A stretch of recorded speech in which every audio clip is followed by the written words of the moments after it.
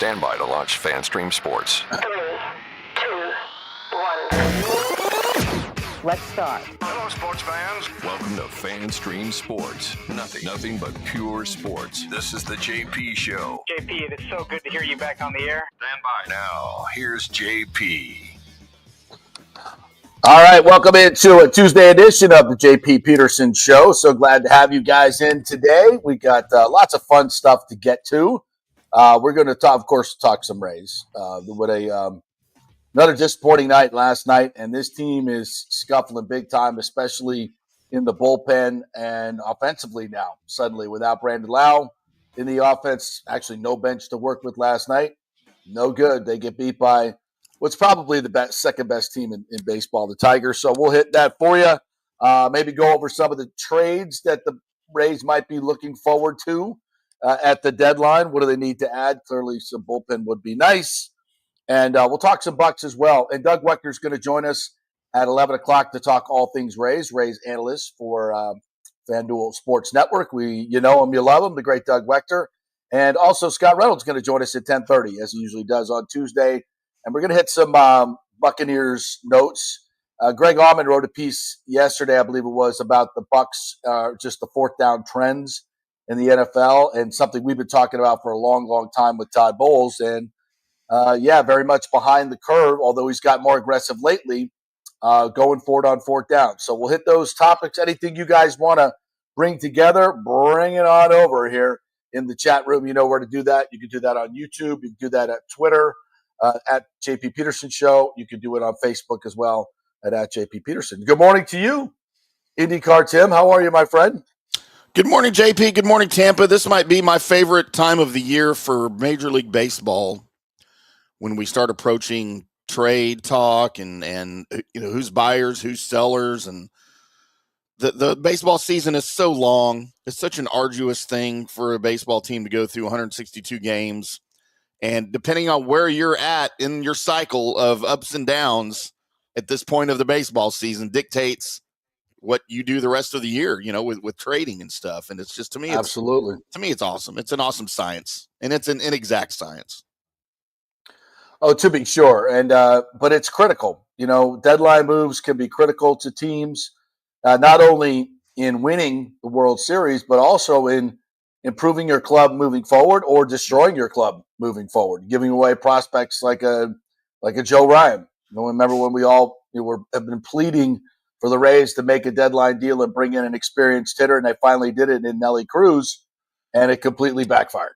Doesn't mean it's a bad idea, but the results are what the results are. He couldn't hit in Tropicana Field, didn't like the background, the lights, or anything, and we give away a great young starter who's killing it in Minnesota. So those are, that's why these deals are crucial. Some of these guys that are in these deals you may never heard of, but down the road, they can do something big for you, and or you lose them and they go play for somebody else. So these are critical decisions, no question about it. And, Eric Neander's done very well for the most part. Not perfect. Nobody is when it comes to being a GM, but he's got a pretty damn good track record, and I expect him to make some moves. I really do. Now, we've talked a little bit about this, Tim. Ownership change can definitely shape the aggression level of where the Rays are. I mean, I think it's very interesting to note that we've heard nothing from Stu Sternberg for a while, which is nice. By the way, it's not a bad thing at all. It's not a bad thing, but we've heard nothing from Stu Sternberg. So I think, what does that mean? Well, to me, it means Major League Baseball is running this show, because we've heard nothing from him in terms of, there's been talk of where the playoff game's going to be. Well, we've heard nothing from him about that. Where, deadline deals, aggression, versus buyers, sellers. Not that Stu would weigh in on that very often, but we just, we haven't heard anything from him. And I think that's a good thing in terms of where the sale is. I think Major League Baseball is handling this and trying to get it done. Whether this letter of intent expires, it could be renewed with the same group. We don't know. Or whether they get the deal done remains to be seen. I'm hopeful that this will be the deal, and this will be the deal that gets done. I think the timing is about what we thought it would be. around the All-Star break when we mentioned this in February. So I think things are moving in that direction, but we'll see. Nothing is set in stone until the deal is done, especially when we're dealing with Stu Sternberg. So we'll see where it goes. But yeah, in terms of what Eric Neander does, do they go out and spend some money and actually add some payroll? Well, with the new ownership group, that's entirely possible. If you buy a team and you're in the hunt, and obviously this team is, I think the Athletic has the Rays as the number 9 team in baseball in terms of the power rankings. Now, would I say they're poised to win a World Series? No. When they were in the middle of that 24-9 run, I'd say yes. But we knew they'd come back to earth. We knew that wasn't going to sustain itself. And the offense, we said it's very fragile. You watched last night. It was a very anemic offensive production from the Rays. They lose 5-1 to a very good Tigers team who made some great plays in the outfield. Jansen getting thrown out at third in the middle of a rally was a killer. It was up a kid street with an incredible throw. Great play. Riley made a couple of great plays in left field. I mean, this is a really good Tigers team. It just is. And you got to have to play really tight baseball to beat them. And the Rays didn't do that last night. And, interesting, Hassan Kim comes up, plays one game, gets hurt. So he's been out for 3 games. Now, listen, when you got a limited roster here, limited bench players, with Lau and Kim being down, it was a 5-1 game last night, 3-1 till Gervais came in and gave up a couple homers.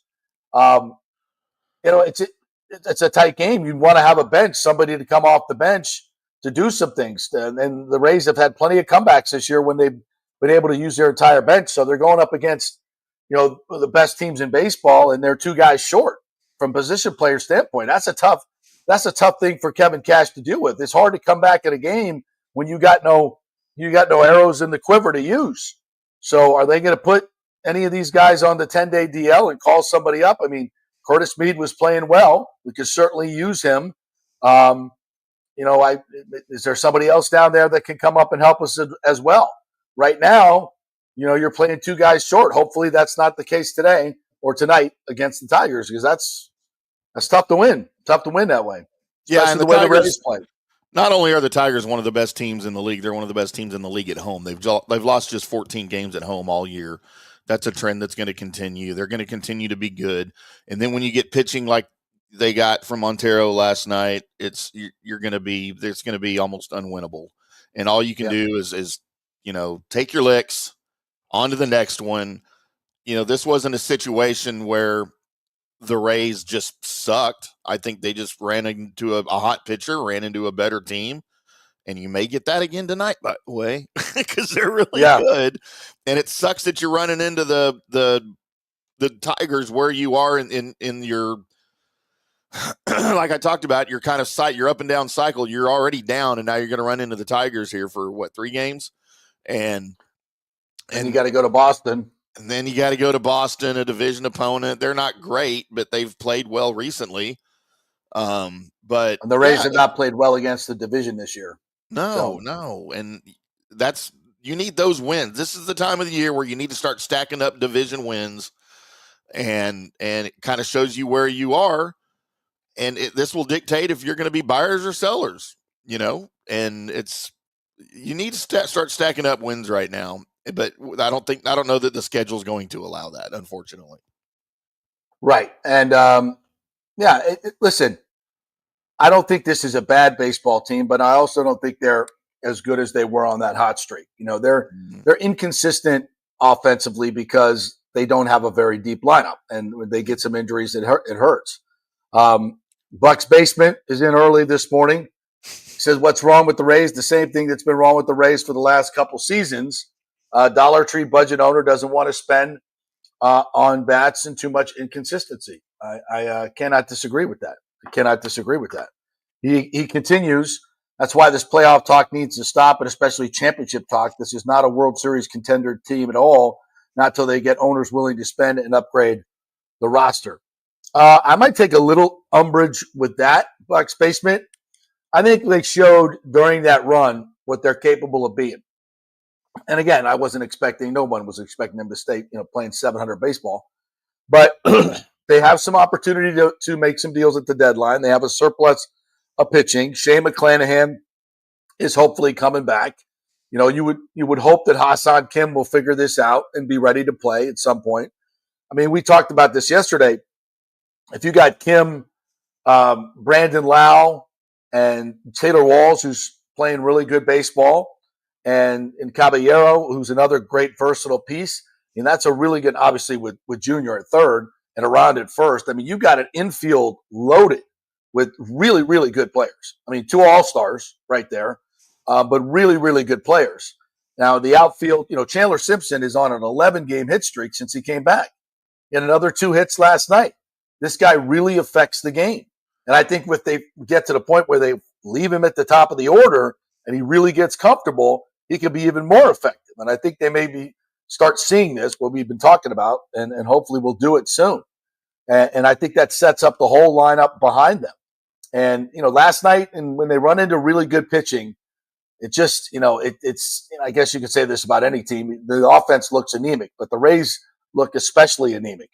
And that's what happened last night. And good defense as well. You know, it went through a couple games there where, you know, teams were doing the old, you know, Keystone Cops, and they were giving the Rays a lot of runs. And listen, their speed will take advantage of that. You misplay a ball, and it's going to cost you 2 bases. And it's just going to snowball on you because of the speed of this team.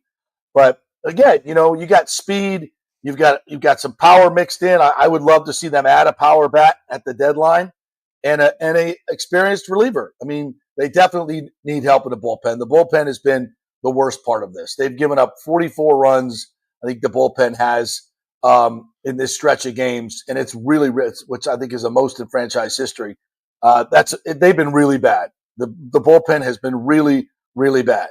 Now, they've got some injuries out there as well, but, you know, they bring Joe Boyle up, who can eat some innings, you know, and that's important, you know, and coming in after Rasmussen. You know, that helps the bullpen a little bit, but it's not like adding a full arm to the bullpen. So that kind of takes away a little bit. But you got to get Manny Rodriguez back. You just got to get some of these bullpen guys pitching better. You know, I think Clevenger's good. Obviously, Fairbanks is really good. Beyond that, who do you trust? Nobody. Yeah, there's nobody to trust. But look, to take exception with what Bucs Basement said, the fact of the matter is we're talking about potential playoffs because right now, if the playoffs started today, Bucs Basement, they're in the playoffs. All right, they got the number 2 wild card seed. So this is why we are talking about them potentially making the playoffs. They've got a kind of a firm grip on that wild card spot too, and they're in the middle of a slump. So chances are, and I don't know what the odds are, but chances are they're going to make the playoffs this year. So that's why we're talking about it, and that's why it's an issue, and that's why it's a little odd that Major League Baseball hasn't addressed the elephant in the room yet. You know, are you going to let them play it at Steinbrenner? Or are you going to make them go play somewhere else miles away from their fans? You know, especially in the first couple of rounds, that would just be ridiculous to have to move it. You got to come up with a better solution. But, yeah, that's why we're talking about playoffs, because they're in the playoffs right now. Why wouldn't we talk about it? Right. Yeah. And I think if you look up at the teams around them, you know, I think they have a really good shot to make the playoffs. Now, do they have a shot to go deep? I think it just depends on what they do at the deadline. You know, tell me what they add at the deadline, and I'll say, you know, whether they have a chance to. Listen, they have some of the best starting pitching in the game. Again, you add a Shane McClanahan and Hassan Kim. I mean, that's 2 all-stars right there. I mean, that's a hell of a deadline haul if you were going to do that. So you're adding those guys. Now, Kim's got to stay healthy, obviously, but he can add, you know, even at the short, you know, 7 innings we saw, he stole a base and got a hit. So, you know, the guy's got, he's an asset. There's no question about it. So I think this is a decent baseball team. World Series contenders. Well, look how they stack up against the Tigers this week. You know, so far, not so good, but let's see what the next 2 games bring. Now it's a long, long season. And again, I think they've got a core of really good players. You know, is Brandon Lau going to stay healthy the whole season? We don't know if this is going to turn into a 10-day oblique injury, you know, a 60-day oblique injury. Who knows with Brandon Lau? Yeah. So, you know, history tells us he could be down for a while. But the fact they haven't put him on the DL list yet gives us some hope. But again, I'm not, I don't know what I'm less confident in, the Rays medical staff or the Rays bullpen at this point. Neither one of them exudes a lot of confidence, to be honest. But look, and the fact of the matter is, just get to the playoffs, all right? Look, if the Rays make the playoffs and then they go on a run like they just had where they won like 15 and 19 games, yes, you can contend. It's all about how you're playing once you get there. Look at the Rangers in 2023. Nobody thought they were going to do anything. They won every single road game they played throughout the entire playoffs on their way to a World Series title. That's never been done, and nobody would have ever guessed that, right? So things can happen, and the Rays can get hot. They can go on a run. You just hope that it happens. It's just like in the NHL. We talk about it in the Stanley Cup playoffs all the time. The hottest team usually wins the Stanley Cup. It's not always the best team. The same thing is true in baseball. And look at the deadline deal. Yeah. You could arguably say the deadline deals the Panthers made put them over the top. Not arguably. I think that's a definite. Yeah. I mean, adding Marchand and Seth Jones was huge for that team. And, the same thing can be said. Some years in baseball it happens. Some years it doesn't. But I think the Rays are in position. I think their needs are very specific. And I think across the board, they got a good ball club. Really good defensive ball club, which helps in the playoffs, obviously. Really good starting pitching. The bullpen has to be better. And I think get some guys healthy. And listen, these guys that are performing, Kevin Kelly was lights out for some time. He was really, really good. And he's not right now. And he's been injured. He's coming off the injury list. He's got to find his stuff, right? He's got to find his stuff. But we know he can be really, really good. Same with Manny Rodriguez. So you could say that about Montgomery as well. I think Montgomery's stuff is really, really good. But he's hit a bit of a rough patch, and they lose confidence. And when they're young players, that can really take a toll. So I don't want to be, all rainbows and lollipops here, but I also don't want to throw this team under the bus. I still think there's a lot of good stuff here. They're in position to make it happen, and let's see. I think I don't by no means this rough stretch I might give it up on this team. There's too many good players. Yep, and that's all you need to do. Just continue to cheer for him, Bucs basement. Don't wish all of this ill will on the Rays. Like, what did they do to you? I get not liking Stu. That's fine. Hate Stu. But cheer for your guys, man. That's all you got to do. Just cheer for your guys. We got trouble. B says, I just got released and I'm nastier than ever. We might have to put him in timeout today. I don't know. We'll see how he behaves. Yeah, we can beat John you double secret probation, B. Yeah, we can boot you from the stream, right? I mean, not that takes we ever a lot. Yeah, takes a lot. I know you're capable of it, though. I think we did boot him one time. I think I booted him one time. Oh my gosh, that's set him up one time. What else? Good morning to you, Nathan Elliott. Good morning to you, Thomas Casper. All stars, yeah, baby. We got two of them, and one of them probably won't play. We'll see. John Hill, good morning to you. Douglas Batista says you can't lose 3 consecutive series to teams with losing records. Maybe they are who we thought they were, an 80 and 85 win team. I think they're better than that. That's what I thought they were, but I think they're better than that. I think the additions of Chandler Simpson, Bilal staying healthy to this point, Josh Lowe coming back being productive. Hell, Taylor Walls has even had a good month and a half. Junior's having a tremendous season, better than I thought he could have. Aranda's better than I thought. I thought Aranda would be good. I didn't think he'd be all-star good. Okay. And Jansen's giving them a boost. I think they're better than we thought they are. I think they'll make the playoffs. I think they'll be a wild card. But, that's, I hate to say this, but around here, that's not doing much. I mean, we need a run. It's been a long time since we won a series, right? When's the last time we won even a wild card series? I have to go back and check. Danny the intern's in today. When's the last time we won a wild card series? Like not a wild card game. I think we won a wild card game a couple of years ago, but like an actual series. I think it's been a while. Rick says, Hot Cash Kim, the new Cash Stila. If you're familiar with the great Vinny Castilla, who was dubbed Vinny Cash Stila, who came here in the hit show, da da da da da da da da da hit show. You never got to hear that promo, Tim. We'll have to dig No. that one up. Yeah, this was the hit show. They brought in Greg Vaughn, Vinny Castilla, and one maybe Canseco was the part of that whole shenanigans. Yeah. And they all fell right on their face. The Rays Nomoli finally went out and spent some money, and they fell right on there. Greg Vaughn was part of that. I think Vaughn actually had a couple good seasons, but the rest of the knuckleheads were a waste of time, especially Vinny Castilla. He was brutal. He was brutal. He was absolutely Was brutal. McGriff on that? Was McGriff part of that? No, I think he was before that. I think he was maybe. I have to go back and look at that. Okay. It was definitely Vaughn and Castilla, and maybe Canseco. I think maybe Canseco was in there as well. All right. Abraham Vatican Cherry says the Rays need new owners and a permanent home in Tampa.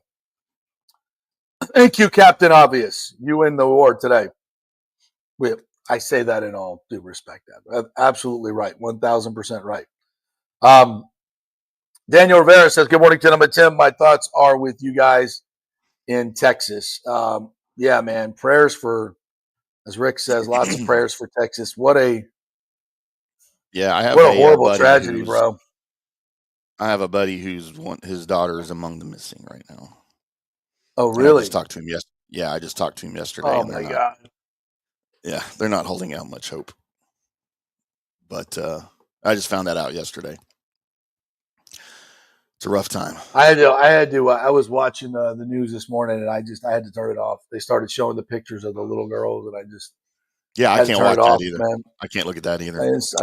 I just can't imagine, and I said I had a little rant yesterday on this about the blame game, people trying to score political points about this. This is just the most sickening thing, and some of the posts that have been made. I don't know if you're aware of what some of the racist, nasty, just the most disgusting, vile posts that have been made. And it's all like, how do you connect this to Trump? Right. Like, how is it even possible? And how sick are you people? Is that what we really need to be talking about right now anyway? No. Unbelievable. Yeah. As I said this yesterday, I said, it used to be, so many things were better. But it used to be, even in politics, something like this happens, you'd have to wait at least 2 weeks, maybe even a month, to bring up something and try to score some political points over a tragedy. Now it's instantaneous. And it's just, I don't know how evil and dark your soul must be to go there. In that moment, to go there, you have to be one sick motherfucker. You do. It's disgusting. It's the power of social media. Anybody can say whatever they want, whenever they want. And we're all subjected to it, unfortunately. Well, for a lot of those people that said those things, they got the consequences of it, as they should. As they should. Yep. Fired, canceled. You're disgusting on so many levels. And I was just there in New Braunfels, 3 weeks ago with my dad. Yeah. And that's where my brother lives. And you drive over the Guadalupe River, and it's a dry riverbed for most of the time. Yep. So when the water comes down, there's just like nowhere for it to go. It doesn't sink into the soil. There's no, it has no depth to it. It's horrible. And, it's not the first time this has happened, by the way. It's happened. The same exact thing happened back in 1975? A camp that, that's why they call that area the flash flood capital of Texas, because it happens. Yeah. Just horrible outcomes. And, they have rescued a lot of people, which is great, but 105 is the current death toll, and at least 28 of those were children. Oh, it's incomprehensible. Like Can't even grasp that. I can't wrap my head around that. And I think I saw one family, this is where I turned it off, that lost 2 little girls. Yeah. A couple lost 2 girls in that camp. Yeah, and I said this yesterday. Both my kids went to camp. I went to summer camp, right? And both my kids went to summer camp, and you drop them off, and you feel like they're in good hands, but just brutal. Never know. Just absolutely brutal. Yeah, you just never know. Mm-hmm. All right, tough to segue from that, but prayers obviously to all the families in Texas there. Bucs basement equals Tampa Bay area sports troll. Loves to tell others he's a Bay Area sports fan, but never has anything good to say. Damn. We've had some discord in our comments the last couple days. We've had some, I don't particularly like you guys going after each other because we like to be one big happy family here. And by the way, and that wasn't too personal, Nathan. You almost got there. But we want to keep it to the facts, keep it to the topics. We don't want to attack people personally. All right. We really don't like that. Unless it's B and he gets really nasty. Do we need to? Yeah, then y'all can all dogpile on B. That's fine. Do we need to organize a fight night out in Tampa? With the big inflatable boxing gloves. Yeah, just put some guys against each other. We do it in the parking lot at Riveters. Yeah, there you go. Yeah, we'll broadcast it. Well, I would have to come to Tampa for that. Dang it. Yeah. Well, we got a UFC fight coming up on the 28th, I believe. That big promotion we're going to do. So maybe we could have our own UFC fights. I think we're getting there. Now we've got a fight night for the JP Peterson Show fans. We're going to have a bowling night for our FanStream Sports employees and some of the listeners. We got all sorts of activities planned, man. When's the bowling night? I don't know. As soon as we can have a schedule to get out there. Is it at Tampa? Are we doing a bowling night? Was I told about this? Yeah, we've talked about it like 4 times on the air. My meds are just not as good as they used to be, bro. Because Johnny's never been bowling before, so that's right. We're in town. We've got to go. Yeah. We got to have a bowling night. Oh, so we haven't actually planned it. This was just in passing. No. Yeah, but it's going to happen. Okay. But it's going to happen. All right. We shall see. Dylan London says the Rays were only good when the players had the threat of moving to Orlando. Wow. They were so scared of living in that B-rated city they played for. Dylan. Wow. You win a T-shirt. Send me your address. We'll send you a T-shirt. That was good. That was pretty good. Yeah, put it in the chat. Well, you may not want to put your address in the chat. Just hit me up JP at the JPPetersonShow.com. Not the way these idiots are going right now. Yeah, that's right. The hit show promo was painful to hear. Thank you, Nathan. I thought I did it great justice. A little hoarse today though. Losing my voice a little bit. Don't forget the duct tape night. We have a duct tape night coming too. Duct tape? Was I not told about the duct tape night? Is that at the strip club? I don't know what that is, but I'm looking forward to that. I don't know, but I know where One Piece is going. Right over B's mouth. Danny says 2020 was the last time we won a wild card series. 2020. COVID. That's a well. So yeah, right. When I kind of forget that season, the short season, the COVID season, World Series. That did not feel like a World Series at all. That was weird, really weird. You went to one of those games, didn't you? I went to all of them. You went to all the Rays World Series games? Mm-hmm. All of them here. Yeah. How many fans were there? First time, not very many, but as many as they would allow. They wouldn't allow a lot of fans, but they allowed a few. But I mean, it wasn't packed or anything. Louie from the Frozen Pirate podcast, which I was on the other night, had a great time. Thank you guys. That was really cool. The problem is people feel way too comfortable behind a keyboard, and there's never any accountability for the things they say. Well, and it's another thing. There's people doing videos, videos and then doubling down. I saw this one nasty bitch, doubling down, calling the girls little CU words. I mean, Can you unbelievable. imagine calling a The most child that? racist, vile stuff you've ever heard in your life.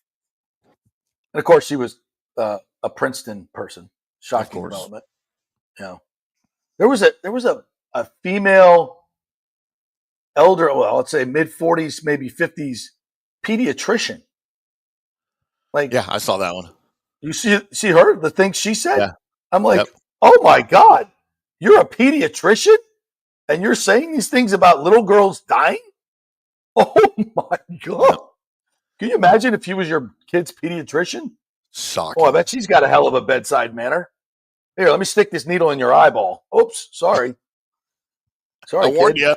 I warned you. Wow. Oh my God. JP, tell me if you can hear this. What? Can't hear that?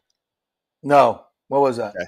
All right. I'm playing the hit show promo right now, but I have to figure out how to play it on the screen. Okay. Oh, you got it. All right. Yeah. Oh, that'll be fun. Love nostalgia like that. James says, not one Dem leader, not one has condemned the rhetoric about those beautiful children who perished, also called ICE the Gestapo. Dem party's the party of hate and violence. They are despicable. Their rhetoric is off the charts right now, and it's bringing the hate to a whole new level. And listen, I know Trump is not immune from it, but the levels of which the Dems are doing, having ICE agents attacked and law enforcement attacked, and not condemning the rhetoric over this is a new level of disgusting. But if they think that's helping their party, I don't know. Yeah, Daniel, sports is supposed to bring people together. Yeah. And at one time we did that. I think it does. Yeah, it does. We used to do it a lot better than we do it now. We thought it was a good idea to divide people using sports. I thought that, we thought that was a really good idea. And yeah. Nathan says, nothing personal, just reporting the facts of what I've heard and seen from Bucs basement. I would be shocked to read anything about it. You're not wrong, Nathan. That's what I said. You were up to the line, but you were telling the truth. You were telling the truth. So I would tend to agree with you. Yeah. Rick says Friday night is every weekend outside the spaceship with JP's people. No, not these days. Sorry, not these days. Michael LaRue says the Rays haven't won a playoff series since going to the World Series in 2020. The Rays are 1-7 since losing all three playoff series. They've scored 2 total runs, 0-4 in the past 2 wildcard series. Yeah, that's a special level of postseason futility right there. That is really bad, which is why, we've had John Spoltz on the show before, and he talked about, the Rays have figured out the regular season, but the postseason is a whole different animal. Right. And that's what baseball is all about. It's great to win in the regular season, but you got to have some postseason success if you're going to be truly a winning franchise, especially with back in the day when 2 teams made the playoffs, making the playoffs was special. But now we have 12 teams total, or what? We have, 6 in each league. Yeah. So 12 out of, it's good, but it's not like it used to be, for sure. It's not magic. I mean, when you think about the ratio, there's a lot more teams in the league now too. So I mean, you're still getting, the small percentage of the teams getting in, but I do feel like it's watered down a little bit. Yeah, roughly a third. So you're in the top third, but you got to do something. You got to do something to play. All right, let's welcome in our good friend Scott Reynolds from the Pewter Report. And as we do this, thank you all of our great sponsors: Riveters, Italiano, the Golden Diamond Source, On-Site Construction, Third Generation Plumbing, Cafe Paradiso, the Jeeves Law Group, and Don'tGoUncovered.com. Thank you very much, Scotty, for joining us. How are you, my friend? I'm good. How are you? Well, we're talking some Rays baseball, which I will not involve you in. Thank you. I will bring nothing to the conversation. I wanted to piggyback on our conversation yesterday as I was joined you for the Pewter Report podcast. Yes. Really fun. So go check out that podcast. We'll get into some other things, but I did want to kind of revisit what Josh Capo, one of your wonderful writers and gifted writers, did in going through and from an analytics standpoint, predicting what the offensive numbers for this team will be. And I believe he did the defensive numbers as well, which you're going to do on today's that's correct. podcast. Yeah. So from an offensive numbers standpoint, Baker Mayfield, he predicted Baker Mayfield's numbers will come down a little bit. Yeah. And I don't necessarily think that's a bad thing, but give me your thoughts on that. Well, I think Josh factored in a couple things, 3 things really. Number one, nobody wants to see it, but between Tom Brady and Baker Mayfield over 5 years, there has not been a missed start for a Buccaneer quarterback, right? So at some point in time, whether it's a hamstring pull, shoulder injury, whatever. And let's hanging a finger on a helmet, something like that. Yeah. Exactly. We're going to knock on wood right now. We're not speaking this into existence, but at some point in time, Baker Mayfield might miss a game or two, right? And hopefully, if he gets injured, it's something very short term. So I think he's factoring in that. I think he's also factoring in the fact that the Buccaneers, with their offense and an improved defense, should be ahead in more games in 2025, and therefore not having to throw the ball to catch up, to tie the game, or to go ahead. And so that could, see Baker Mayfield's touchdowns, his passing yards come down a little bit. The other factor is the Buccaneers really found this guy, Bucky Irving, who I think is a star in the league already. They've got one of the most enviable running back rooms in the league with Rashad White and Sean Tucker. So in those games that they might be ahead, they're going to run the ball more because they've got the backs to do it. And they're just going to feed the beast. Ask any of the offensive linemen, they would much rather run block than pass protect. And so Tampa Bay's offensive line is a strength. They lean on that. So I think that's the premise for his numbers coming down a bit. What I will argue is this is still a field goal league, meaning that a lot of games come down at 3 points or less in the NFL. And that's the way the league wants it. And that's what the parity across the league kind of dictates. And you look at how many blowouts were there where the Buccaneers won. I can think of 3. Well, 4, really. Week 1, the Bucs finally pulled away from the Commanders, right? Week 5 in New Orleans, where they were actually down at halftime to the Spencer Rattler Saints, but they blew them out, dropped a 50-burger on them in the second half. We saw that happen in the second halves of the Giants game on the road and the Chargers game on the road too, then the Panthers game at home. So really, 5 games out of 17, those were the blowouts. The rest, were decided by a touchdown, maybe 10 points or something like that, whether the Bucs won or lost. So, but what I said on the show yesterday with you was, okay, well, let's factor in too, Baker Mayfield had 41 touchdowns last year, which was the second most in franchise history, 2 away from tying Tom Brady's mark of 43, which happened in 2021. But he didn't have Chris Godwin to throw the ball to for 10 games last year, right? He was throwing instead of Godwin to Raheem Jarrett, to Ryan Miller, to Sterling Shepard, guys like that, And then he didn't have Mike Evans for practically 4 games. So if you give Baker Mike Evans for an entire season, Chris Godwin for most or all of the season, as 2 proven elite receivers, I think the numbers can actually go up in terms of passing yards, in terms of touchdowns. And the last thing I'll say about the passing yards is this is supposed to be a little bit more of a vertical offense this year. Mm-hmm. Still going to be bread and butter, short, intermediate passes, around 70% completion. Let the receivers get the yak yards, the yards after catch.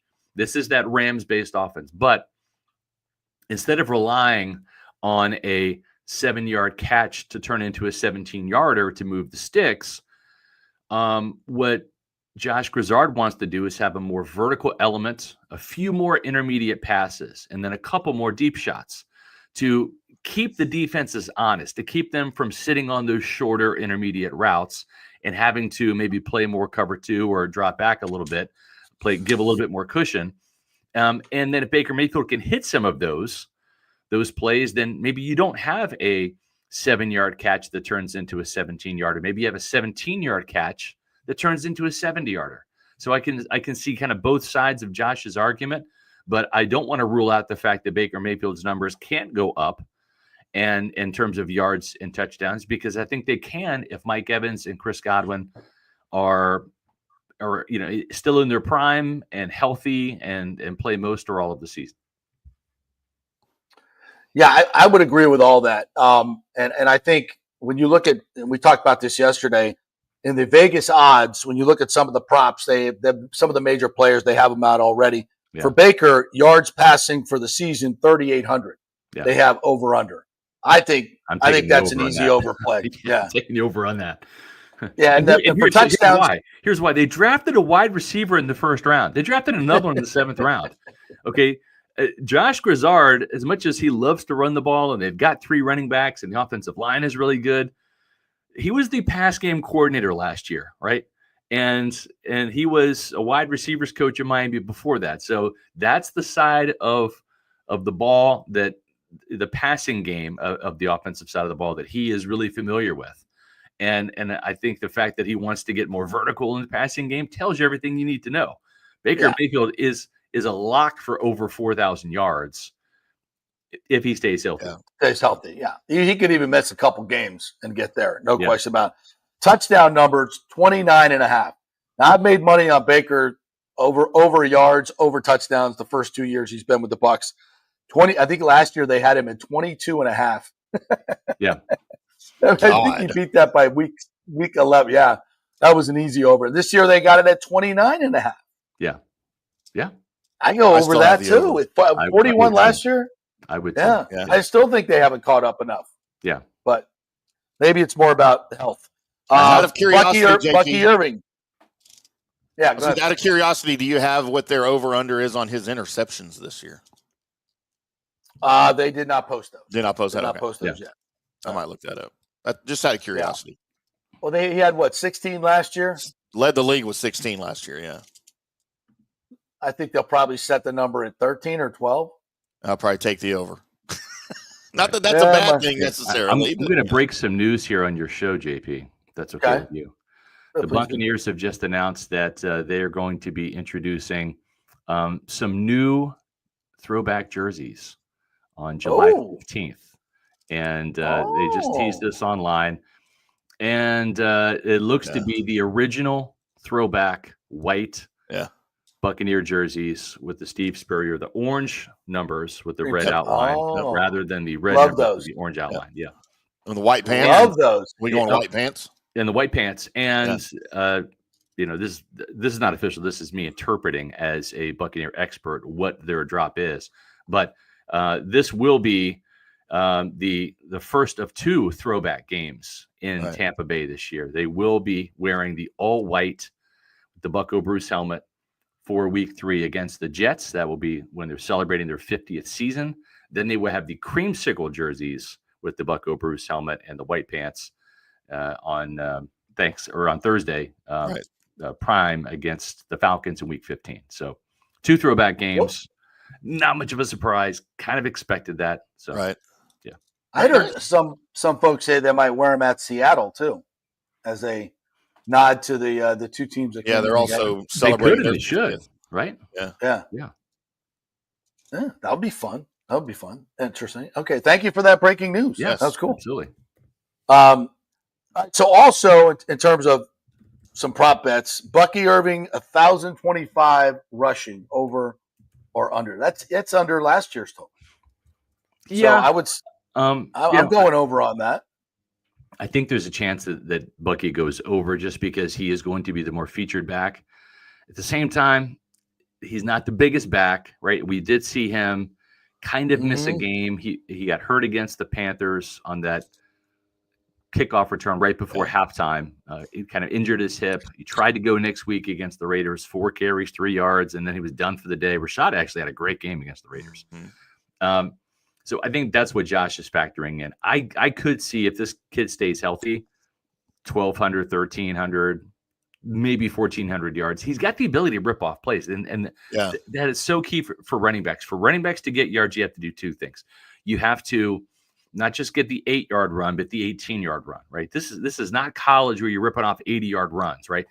He does have the ability to take some beyond 30, for sure. We saw that last year. But it's the chunk runs that matter. It's the It's getting past the 10-yard mark. It's ripping off those explosive runs. And he's got the ability to do that. He showed that in week 1, ripped off a 30-plus yarder against the Commanders, right? And that's where the whole Bucky chant started at Raymond James Stadium, which was really cool to see. Rachaad White's probably going, what the hell? Come on, man. This kid's in his first game. He's getting a chant. I've been here for a couple of years. I ain't got a chant, you know? Well, he's chanting Rashad. Yeah, exactly. And then the second thing is when you look at the fact that the Buccaneers figure to be better offensively and defensively, or we'll say as good offensively and improved defensively. Right. And if that's the case, you're going to have more leads in the fourth quarter. And I think you and I, and I say you and I, meaning Tim and JP, we'd love to see Sean Tucker in some of those games and rest Bucky for the next week when the outcome's already in hand.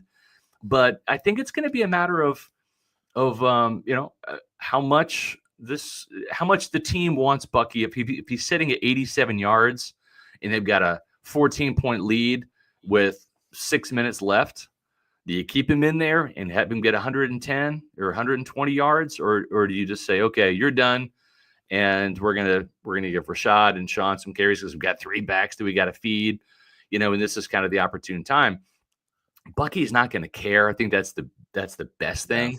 But I think the team and I think the fans would love to see those 100-yard games stack up, because then when you do that enough times, you get to the Pro Bowl. And then that helps your case long term. And again, Bucky's not an ego-driven guy. He's not a me guy. He'll take 24 yards on 7 carries as long as the team wins. That's just him. But I think that he's capable of becoming a Pro Bowl back if this team feeds him. But you gotta balance that with his health, right? So that's the thing. Well, and the thing, too, if you're at 87 yards with six minutes left with a 14-point lead, that could just be one run for Bucky Irving. That's right. You just may need to give him the ball one time. One more time, and he's 107 yards, exactly, with a 20-yarder. Yeah, for sure. Yeah. Hey, what other I was going to ask you about this. Greg Allman wrote a piece on 4th down conversions in the NFL. And I think they've almost doubled in the last 10 years in terms of guys coaches going for it. Yeah. And last year had a record, NFL record, 64% conversion rate. Yeah. And it's something that obviously has been a huge trend in the NFL. And last year, the Buccaneers were 26th in fourth down conversions. Yeah. Todd Bowles not as likely to go for it, although I thought he's been much more aggressive in the last couple of years than he's been, but still on the lower end of it. Well, here's the thing there is that's a little bit of a skewed statistic, because where do those 4th downs occur? Is it 4th down on your 45-yard line, right? And it's 4th and 2 and you're close to midfield? Are you punting? You're just saying, screw it. We're just about home. We're just about at midfield here. We're going to go for it. Are you at the 45-yard line of your opponent where you're like, yeah, let's just do it? Like, what's a punt going to do? Or are you in field goal range for a 52-yard bomb from Money McLaughlin, right? Where he opts to take the points because he's got the kicker that can deliver that, rather than going for it on 4th and 3 at the, call it 37 or 38-yard line, right? So I think having a really, really good kicker from long distance kind of skews those numbers a little bit, because Todd Bowles has a legitimate option. It's not punt or go for it, right? It's punt, go for it, or I can get 3 points right here. And I'm got about an 80% chance of getting 3. Well, with Chase, it's been more than that. Yeah, exactly. Yeah. So I think that's kind of the X factor into this equation. Now, I do see Bowles and Grizzard going for it more on 4th down and being more aggressive, because you have to kind of keep up with the league. And my God, the Commanders shoved that right down the Buccaneers' throat in that playoff game. They said, we're not punting. Not only are you not going to force us to punt, damn it, we're not going to punt. So we're giving the punter the night off. We're here to win this game or lose it. On offense and defense, we're not going to win this with special teams. Even their game-winning field goal doinked in, So it was really an offense and defensive game, that Commanders game. And I think sometimes that last game of the year leaves a taste in your mouth, not just as a player, not just as Kalijah Kancey missing Jaden Daniels multiple times, or Yaya Diaby, getting beat by Austin Eckler on a pass catch on 3rd down, or Jalen McMillan dropping an end around, or Graham Barton, snapping the ball too soon. Those help the players kind of like fuel them for the next year to atone for those mistakes. But I think also, too, it can work for coaches. It's that last game that you have, the last time you put on, the headset. And I think that can help shape Josh Grizzard and Todd Bowles' mentality on fourth down going into 2025. And I wonder if some of these spring leagues have influenced that at all, because the XFL was kind of famous for coaches going forward on fourth down, and it might have opened the eyes of some of the NFL organizations. Hey, these guys are somewhat more successful than we thought they would be, doing that. So maybe we can give it a shot. And then I know in college, especially in the Big 12, Joey McGuire was a big thing of he just always went for it on fourth down. Yeah. He never, and his success rate wasn't great, but it kind of showed that, in certain situations, it might be a better decision. Yeah. And I just wonder if that has influenced, because I love it. I would much rather see you go for it on fourth down than punt the stupid ball. Yeah. Like, I know I've seen these, outlandish rules change proposals where if you're on the plus side of the 50, you have to either go for it or kick a field goal. You're not allowed to punt. Like, to me, that will never happen, but that would be kind of cool, right? Just take it out of the game if you're on the plus side of the 50. Yeah. I mean, at the same time, though, it's like you go back to that Falcons game, the throwback game last year.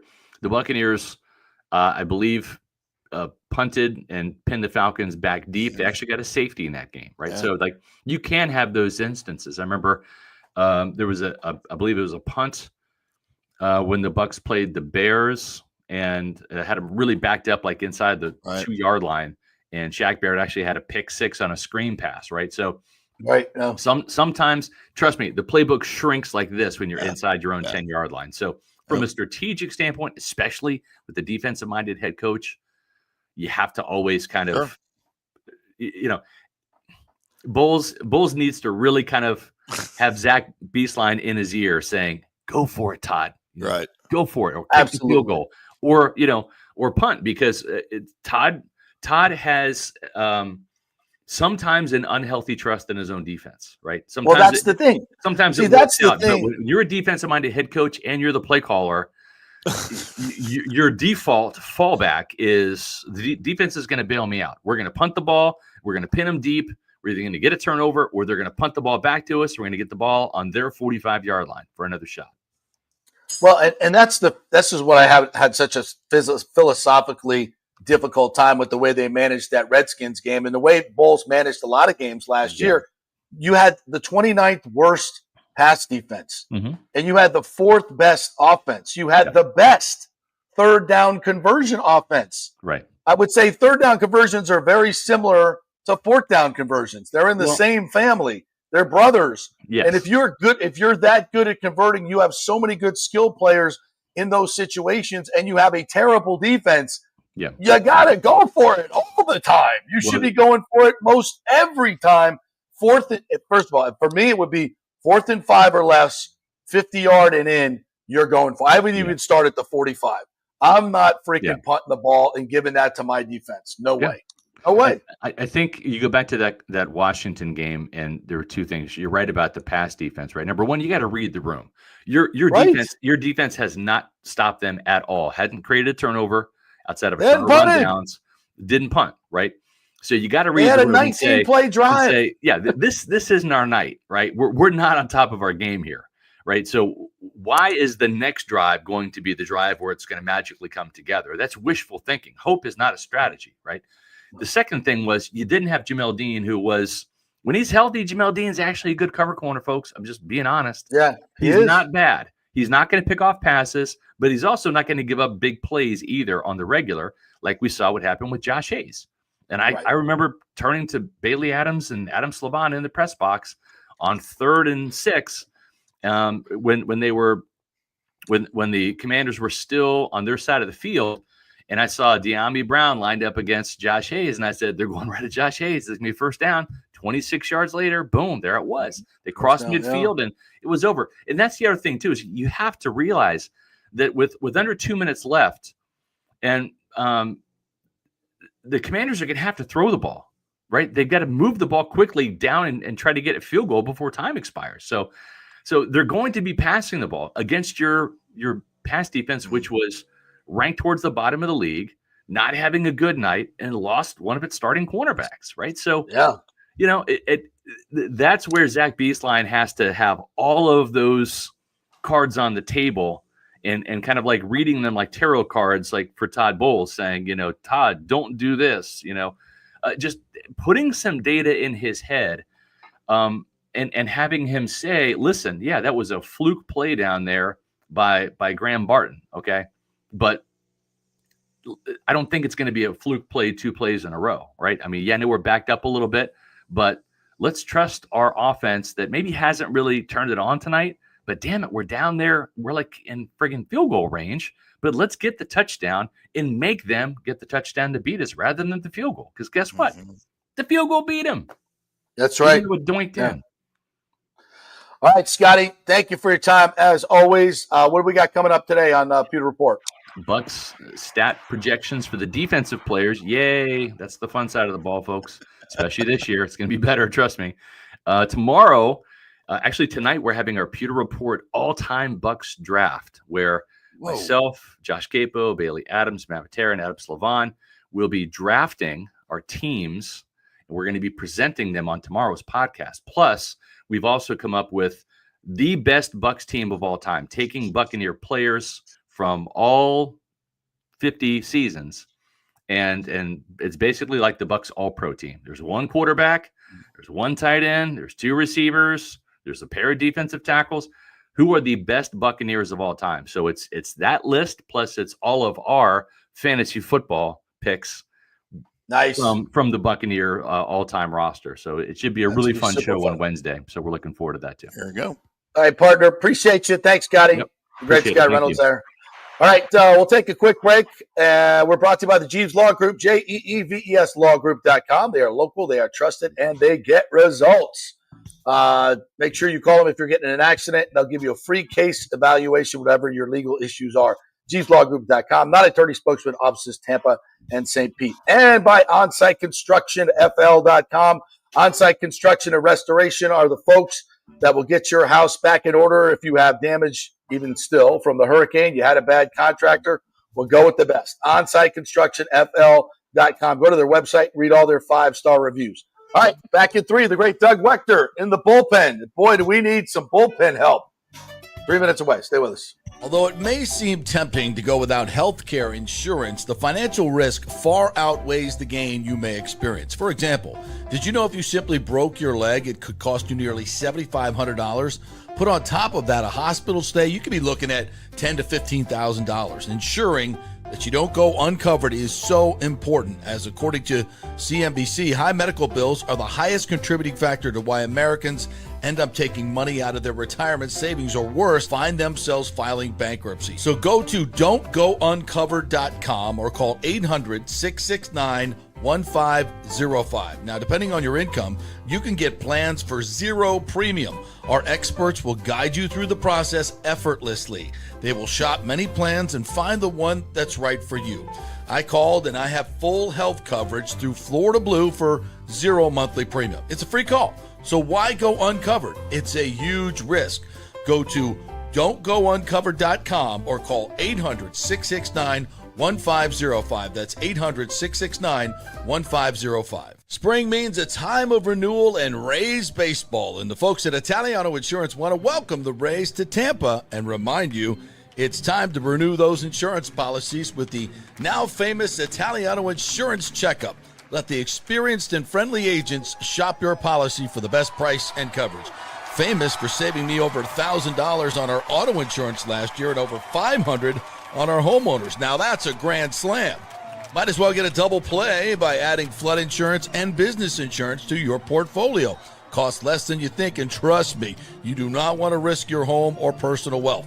That's a big whiff. So step up to the plate and call 813-877-7799 and chat with the all-star agents at Italiano Insurance. 813-877-7799 or go to ItalianoInsurance.com. Go Rays! JP here for Riveters, our new official sports bar and grill of the JP Peterson Show. And just like our show, no BS, no corporate chain feel, just amazing, authentic folks serving great comfort food in a casual atmosphere at unheard of prices. Riveters is located just south of Raymond James and Steinbrenner Field on Dale Mabry, walking distance to the park, so free parking, great place for pregame and postgame. Let's talk about fresh food. Nothing is frozen. Burgers, wings, prime rib, roasted fresh daily, never frozen. That makes a huge difference. The mahi, the salmon, also super fresh. All our sauces are original recipes made in-house. Our Warhawk chili and fully loaded potato soup is made fresh in-house. It's the best food anywhere, served by people who actually care. Riveters on Dale Mabry, just north of 275, just south of where the Bucs and Rays play. We'll see you there. Are you looking to renovate your home, rebuild after the hurricanes, or build your dream home from scratch? Well, let me tell you about my friend Jason Fawcett and On-Site Construction. They have over 1,450 satisfied clients, 25 years of experience, over 500 designs, and a talented team of over 40 construction professionals. They believe building something exceptional begins by truly focusing on all the details, even the smallest ones. We understand that construction can be a daunting process, and we're here to make it as smooth and stress-free as possible. Quality is non-negotiable at On-Site Construction. We use the finest materials, employ the most skilled tradespeople, and adhere to the highest industry standards to deliver a product we're proud of and that you're going to love. Our project management is meticulous with a focus on completing projects on time and on budget. Your happiness is our primary driver. So give us a call at 813-579-5789 or check out our incredible website at onsiteconstructionfl.com. Are you having legal issues with a business partner or other legal business issues? The attorneys at Walters, Levine, and DeGrave can help. Call 800-616-0384 for a free consultation. At Walters, Levine, and DeGrave, we've redefined what a law firm can be with top-tier attorneys, personal service, and 26 years of success. From business law to civil litigation, we deliver smart, client-focused solutions. Walters, Levine, and DeGrave recently won a $6.4 million jury verdict from a large real estate developer, and they can win for you too. Walters, Levine, and DeGrave. Let's solve it together. Not attorney spokesman. For a free consultation, call 800-616-0384 or go to walterslevine.com. Offices Tampa, Sarasota. Let's go! Right now, back to the show on FanStream Sports. All right, welcome back to the JP Peterson Show, brought to you by the great folks at Riveters. Always a great place to catch a little Rays pregame. Great food and fun there, so check out Riveters, a mile south of the Stein. All right, let's welcome in our good friend, the Emmy Award-winning broadcaster, former Rays pitcher, once pitched a perfect game in the minor leagues, I've been told. I thought you threw a no-hitter, but was it a perfect game? It was a no-hitter. It was a no-hitter in Hudson Valley, and it was the first 9-inning no-hitter of Rays franchise history. I can't say in the big leagues because it wasn't the big leagues, but it was in franchise history as the first 9-inning no-hitter. So it was pretty cool. Got to celebrate it. They actually did a bobblehead day the next year, and they flew me back. I was playing in Charleston, South Carolina, and they send me back for the day to celebrate the no-hitter. And yeah, it was cool. And the coolest How many thing pitches? Oh gosh, it had to be over 120, 130. Here's the deal: we were not good that year, right? We were in Hudson Valley. We were terrible, and it was one of the only highlights of the year. I think that's why they flew me back, just to commemorate the one positive day that we had in that season. Wow, so lots of pitches. And you can't even see. I mean, complete games these days are absolutely extremely rare.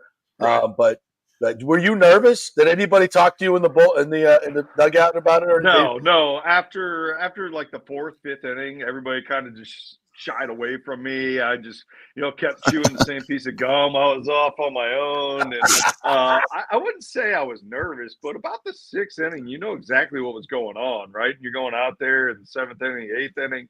And then you're like, man, I can really do this. And you get up there, and the craziest part of the whole day was that I got 2 outs, in the 9th inning, right? And basically, I mean, my pitching coach was basically doctoring up the scorecard because he had so many pitches. He was just skipping pitches so that it didn't look that bad, like, you know, because I was so over my pitch count.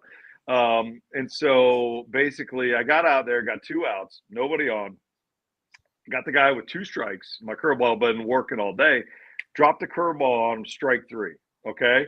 So in my mind, I'm like, oh my God, I just threw a no-hitter. This is unbelievable. I dropped to my knees. I'm like, you know, praying, crying. I'm like, this is just elated, right? I look up, my catcher scooped the ball up, tried to throw it to first base, airmailed the first baseman. The ball is out in right field. All the guys from the bullpen are running in from right field to celebrate with me. They're jumping over the ball that's in play. And so my right fielder luckily ran, grabbed the ball, threw it back in. The guy ended up at third base. And so my pitching coach comes out to me and he's essentially like, look, man, we're doing everything we can to get you through this, but this is your last batter. Like, we cannot go any further than right here, right now. And luckily got the next guy to pop up. And Nice. That was it. Sealed the deal. Yeah. Oh my God, you did the Great story. Yeah. I was telling the Bobby Bowden story the other day. How, you know, when he won his first national championship, we were on the sideline. I'm standing right next to him, ready to get the Gatorade shot as Nebraska had the ball late, and I'm watching the play, and they throw it over the middle. Lawrence Phillips is going down the middle of the field. I'm looking at the Orange Bowl scarf, and Derek Brooks tackles him like right in the middle of the field. And I look up at the scoreboard as he's hitting the ground, and I see a 1. And then it goes to double zeros. So everybody thinks the game is over. This is 93. They douse Bowden with the Gatorade. We're right there. And I'm thinking in my mind, Yeah. And I'm looking over at the refs, and the refs are all going like this. And I'm like, oh, Right. God. Oh, my God. No. And they actually lined up for like a 49-yard field goal, and they missed it. Thank God. Oh, And then yeah. they Can you imagine? Right. Can you imagine? Oh, and that was up. And Bobby couldn't win the big one, right? And they almost choked that one away. Oh my God, it was crazy. I can't imagine. How do you like compose yourself after your emotions have already? Yeah, it was Let it wild. out. I was so exhausted, honestly. At that point, you're just like, okay, line them up. Let's go. Let me just.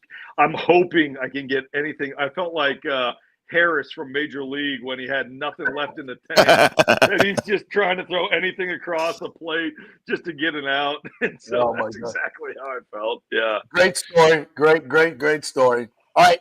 Well, here's one other thing about no hitters. So the other day, you guys were doing a game. I don't think you were on the actual broadcast call. I think you were doing pre and post. And who was it that had the perfecto into the Taj. seventh? I was on it. It was Taj. Yeah. So I've always said to myself, like, I know you're not supposed to talk about it. I know you're not supposed to talk in the game.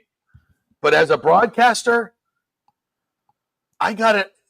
I'm dumb. You got to tell me. I'm like half paying attention, watching the game, and I look up and it's just 7-6 and then it's like, oh my God, you got a no-hitter going. That's on you, JP. You should be a better baseball fan. Yeah, first of all, I agree with that. I know. I agree with that statement. I know. I was like, doing some work or something. I wasn't tuned in. I'm like, can the broadcasters please tell idiots like me who are half asleep that there's a perfect game going on? He can't hear you.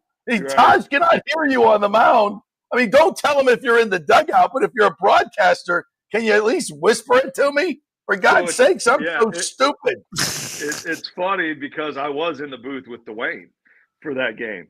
And of course, I'm not going to say anything until Dwayne says something. Like, I'm letting him. He's going to be a Hall of Famer. Like, he can. He's old school, so he's not saying anything either. No, he won't say anything. But he's really good at hinting around it, right? Yeah. So he'll say things like, nobody's reached base yet.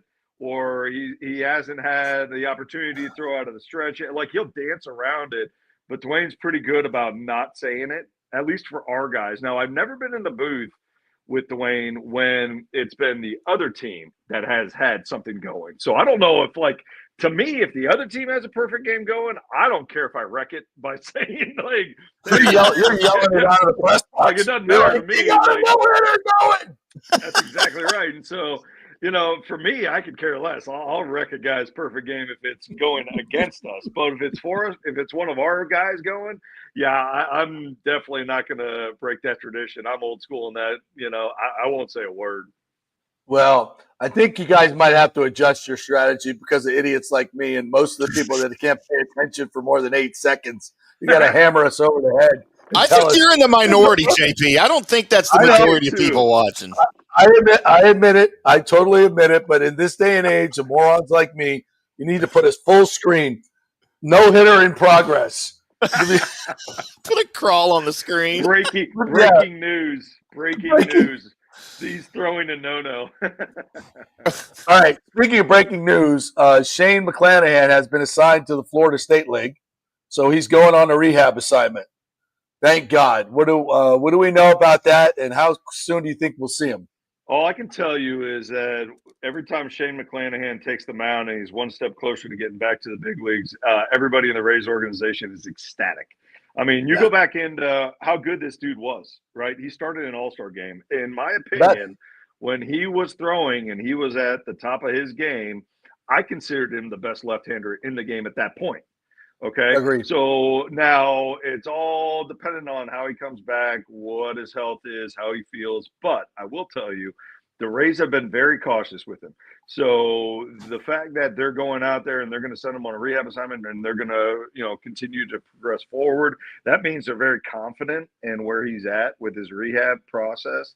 And I know Neander had mentioned earlier, I don't know if it was a few weeks back, that they're still hopeful to get him back in potentially August. I mean, you're talking about an August return, maybe later, but even if we see him at any capacity in a uniform on the mound for the Tampa Bay Rays this year, it is a huge deal. It really is, because it just means that much more for, first of all, the staff, right? You put him in there and you're able to put him in that rotation. The rotation's been outstanding, but you're able to do that. Now you have more flexibility. Do you want to go in there with a bulk guy? Do you want to go bullpen days when he's throwing to limit his innings, kind of like you're doing with Rasmussen right now? There's versatility, and we know that the Rays are great with bouncing things around, bouncing ideas around, and being very versatile. And so having that kind of arm come back is enormous. And it sounds like if he's on track and he stays on track, then it might be in perfect timing for maybe a playoff push. Now the question is, how does he fit in? Is he now? Obviously, he came when he first came up. He pitched out of the bullpen, but he's always been a starter. Obviously, we need bullpen help, and the starting staff is rock solid. Is there any idea of toying around with that and is that less pressure on the arm coming and throwing one inning every 3 days as opposed to 4 innings as a starter? What do you think? In my opinion, now it's interesting. I would have said there's zero chance that he would come back in a bullpen role, just because you don't you make room for Shane McClanahan, right? Like this guy, we just talked about it. He's one of the best lefties in the game. Now, I say that they are very high on Drew Rasmussen. Drew came off of his 3rd elbow surgery last year, and he was a bullpen guy. So, but they felt very confident in the role that he was in to make sure that they would limit his innings and also give him plenty of time to warm up. Either way, it's going to be scripted, in my opinion, where and when he pitches. My guess is still you put him in the rotation, right? You just make room for the guy. That would be my guess is what they want to do with him. But you got to wait and see. You got to wait and see where he's at, what time of the year it is, how healthy he feels, what's he been built up to? Have they built him up to 5 innings, 6 innings? Does he feel confident there? All that kind of stuff is going to be factored in. But workload's a big deal. And we've already seen it, how they're managing workload this year with Drew and some other guys. And so, they're going to make sure that no matter what, they have the proper amount of workload for Shane. But also, I mean, if he comes back in the big leagues, it's going to, again, be right in the time frame where they're most likely making a playoff push. And they're going to use him, and they're going to expect him to go out there and be himself, right, and help win games. So you see him in a major league uniform, you can expect him to be out there helping win games and making that push. Is there someone that's in the starting role right now that could be shifted to the bullpen? Well, I mean, we have guys who have experience of the bullpen, right? You got guys like Zach Littell who pitched in the bullpen and could do anything really. Drew Rasmussen, who they've already talked about limiting innings, how they want to do that. Maybe you piggyback some of these guys. Maybe you get creative with that, right? Can you imagine, Shane McClanahan and then Drew Rasmussen pitching on the same day? Like, good luck. Joe Good Boyle luck trying to hit that, right? Joe Boyle right behind him. Joe Boyle sitting 98 to 100 miles an hour from 6'8" frame with a slider and a split finger that is low 90s. So I mean, man, they got the arms to do whatever they want. They have experience for guys to go both bullpen and starter.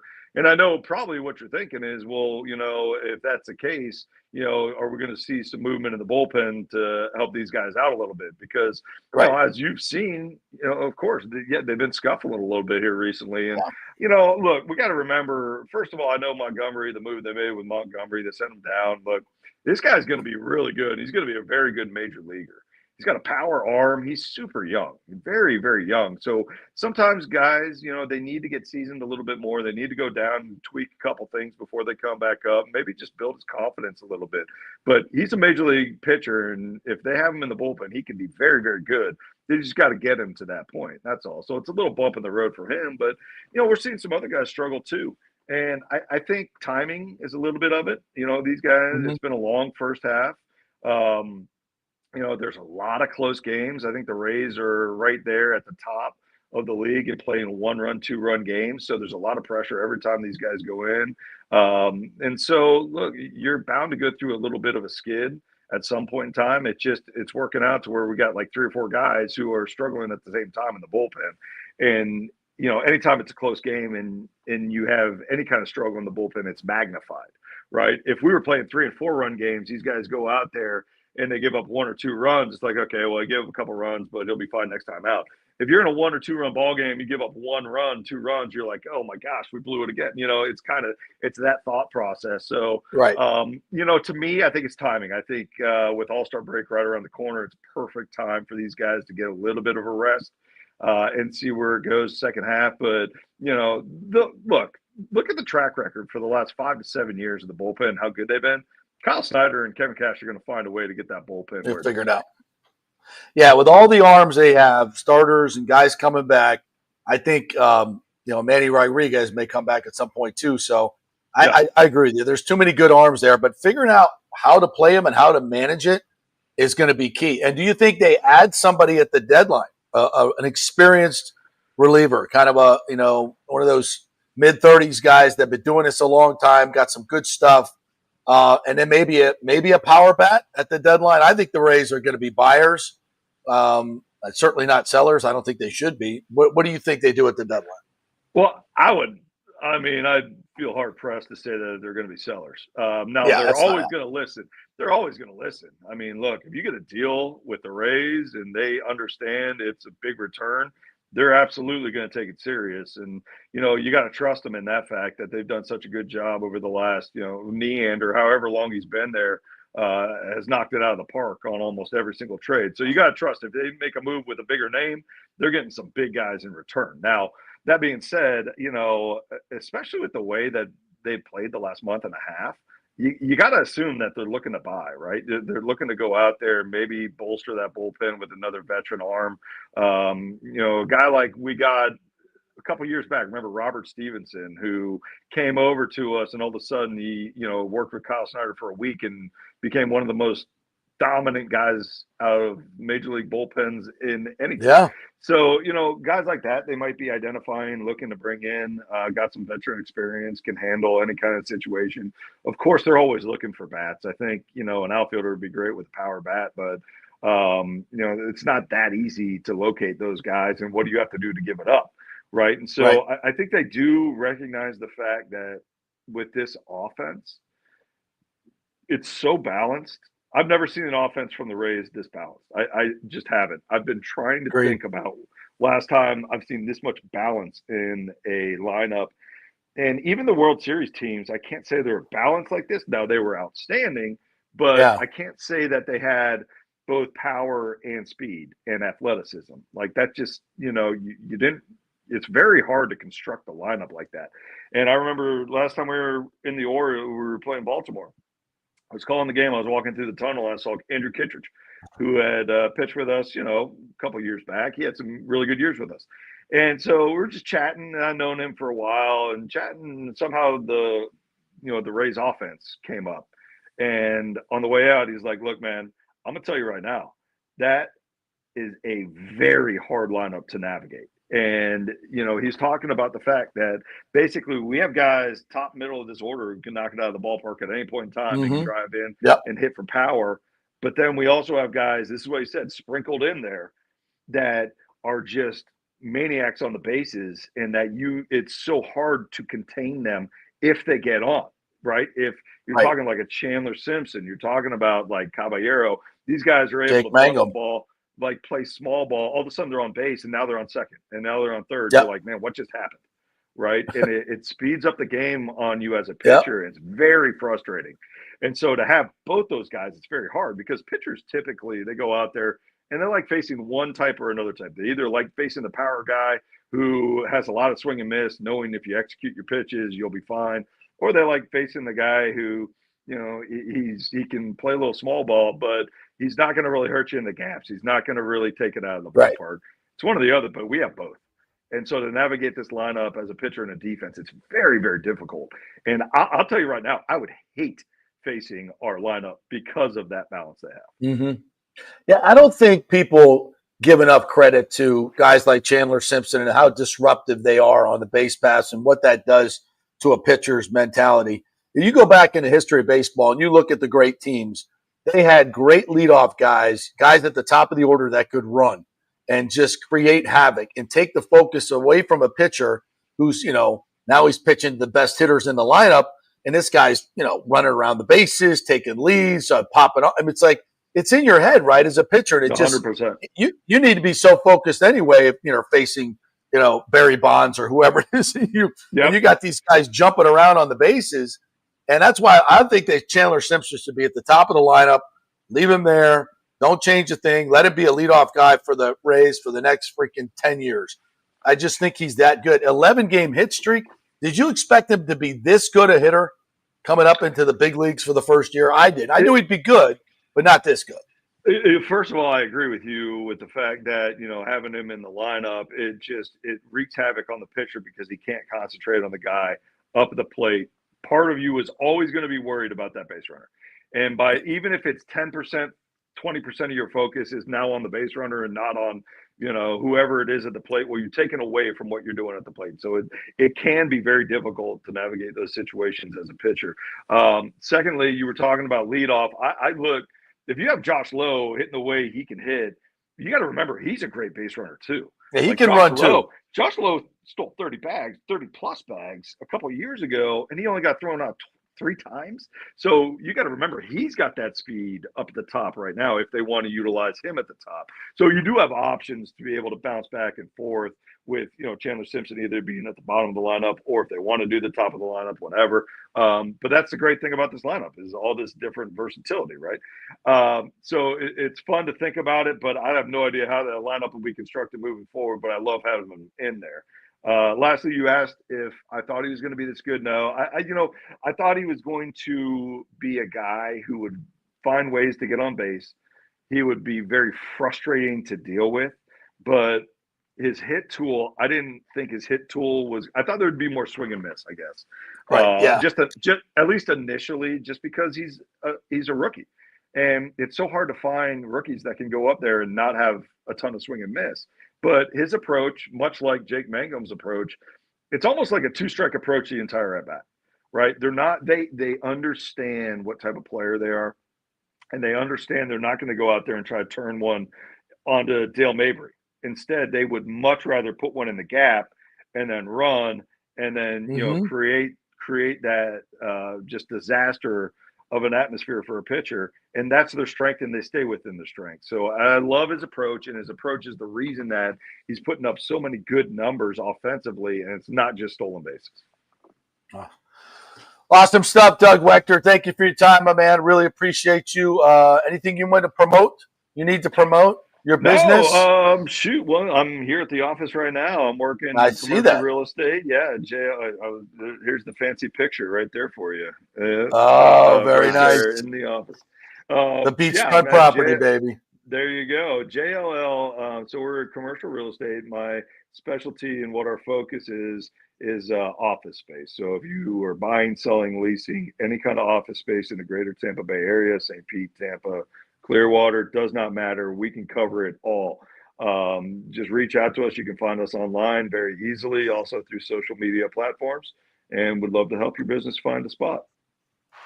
You're awesome, my friend. There he is. Best in the business. Love you, brother. Best salad in the guys. business. That's for damn sure.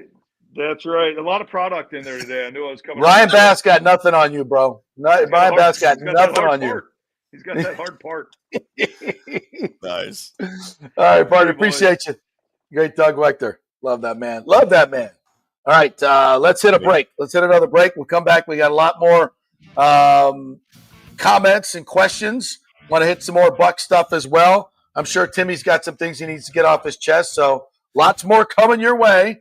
It's the Golden Diamond Source. We love those folks over there. Julie and Steve Weintraub. Gold prices are at an all-time high. I wonder why. Take your gold that you haven't been using. You got that old thick chain, your Guido chain that you wore in high school. Now you can turn it into a new car.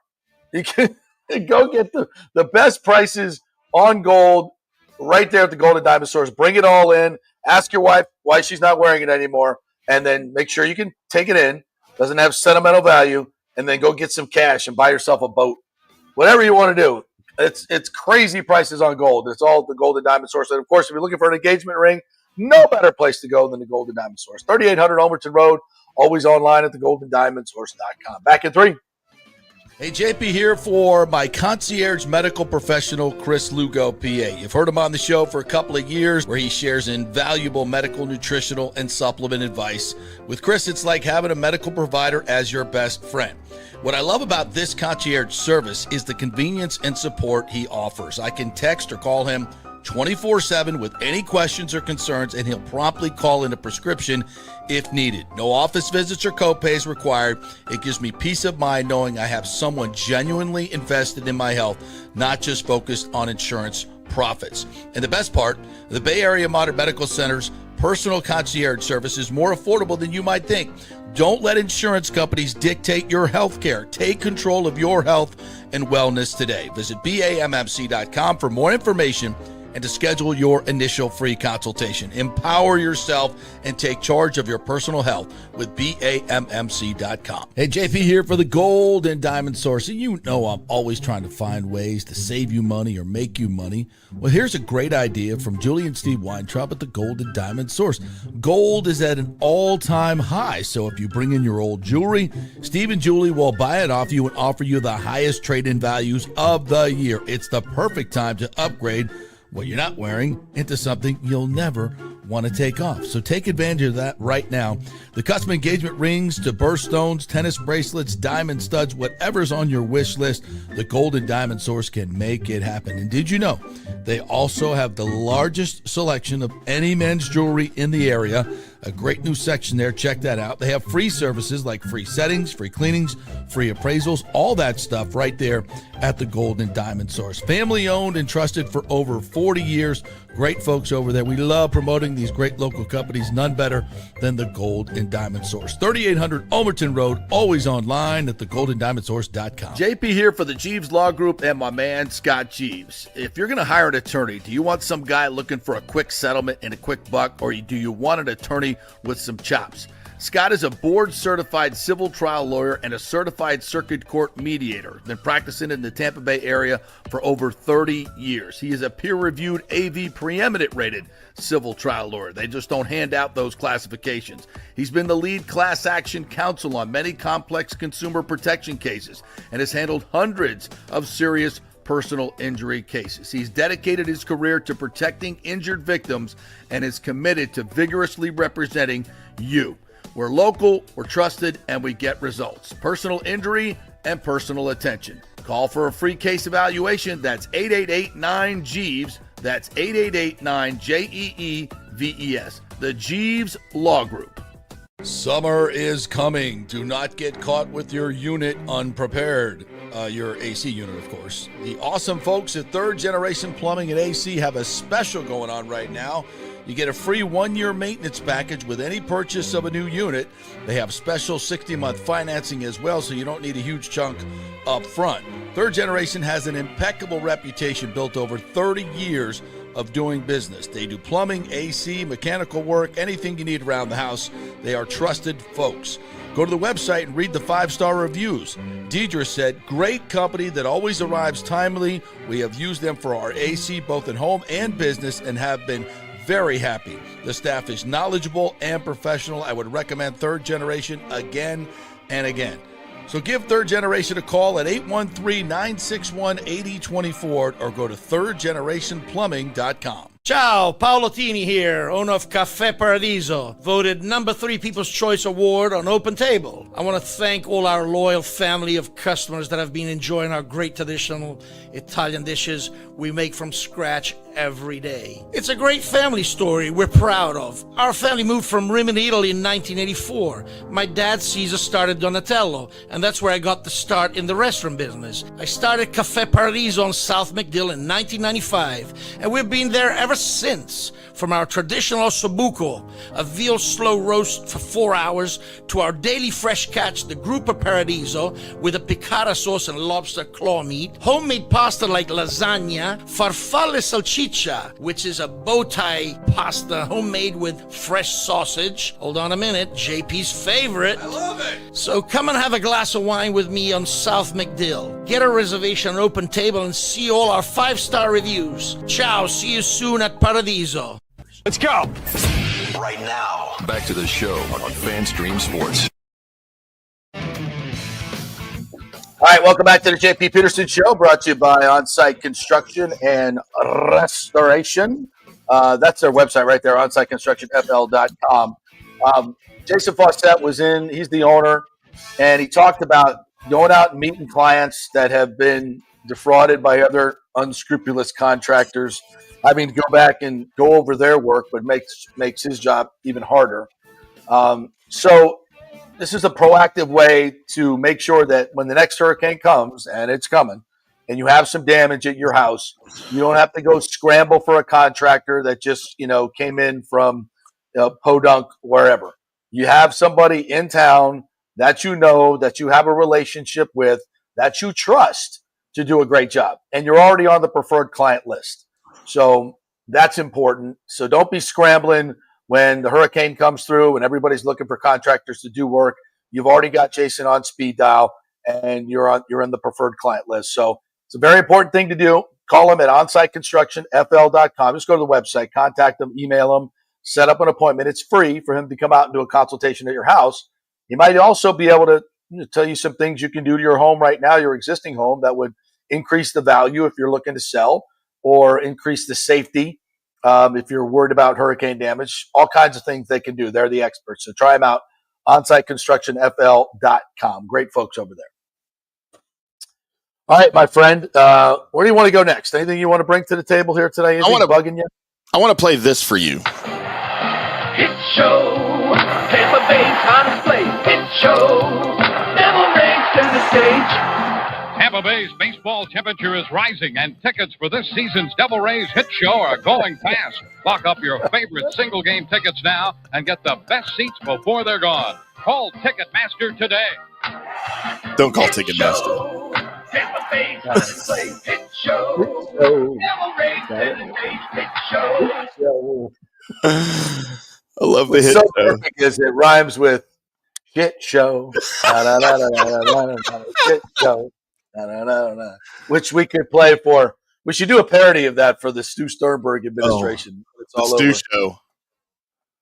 Watch your owner hang a banner about Montreal in the middle of the playoffs. Shit show. Watch him blame all the fans for not having a high payroll. Shit show.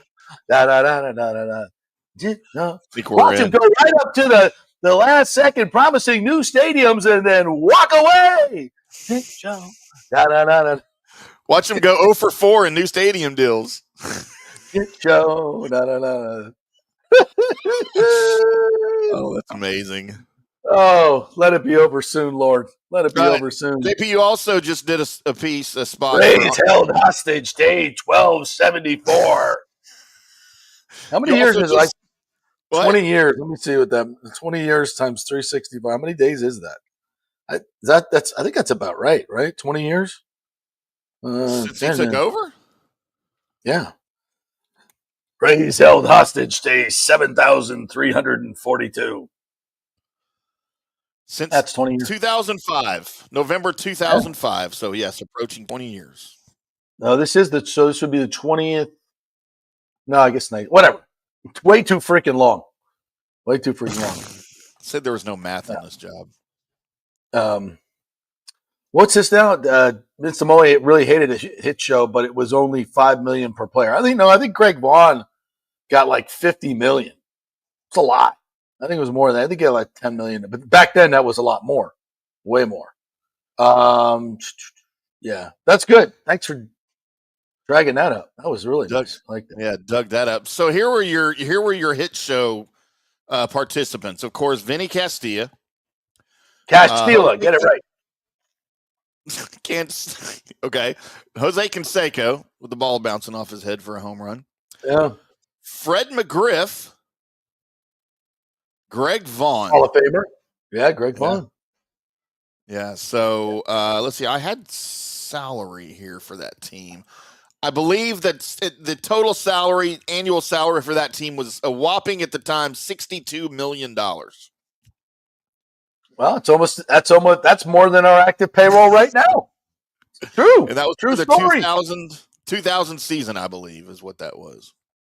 Wow. Memories. Yes, they were wonderful. Hey, I want to say hello to Gustavo Espinosa, who joins us from our appearance on Pewter Report yesterday. So we told everybody to come over, and at least we got one of you. So welcome, Gustavo. Hope you're enjoying the show. So we talk about more than just the Buccaneers. Yes, we appreciate that.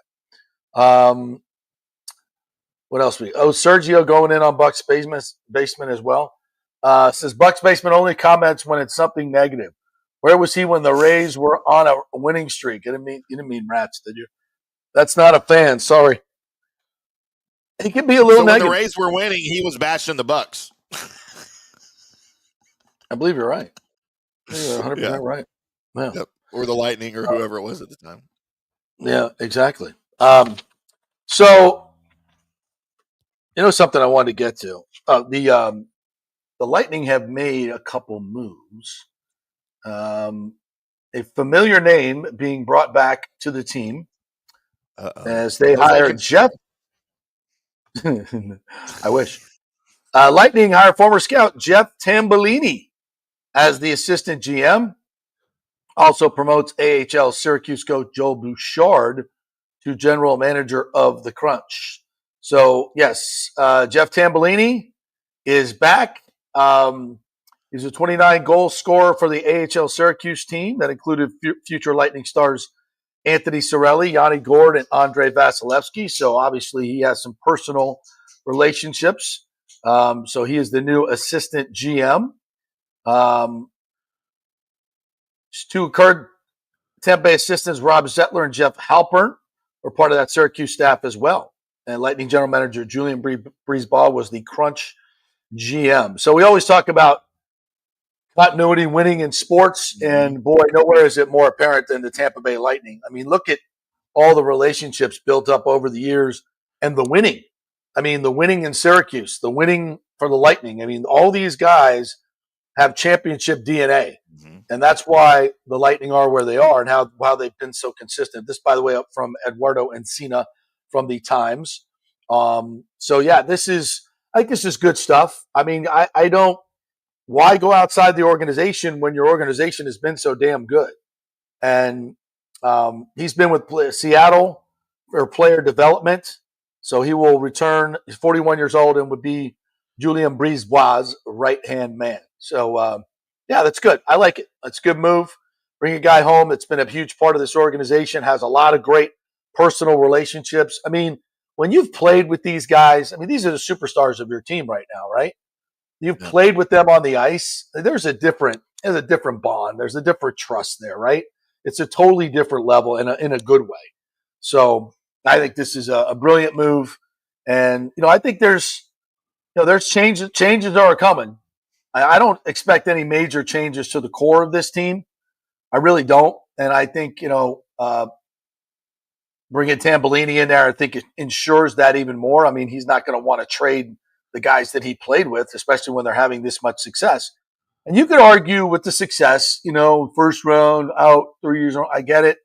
But, all in context. And I think I just pushing the panic button like you've seen done in other places when they don't, have a couple of seasons that don't work well.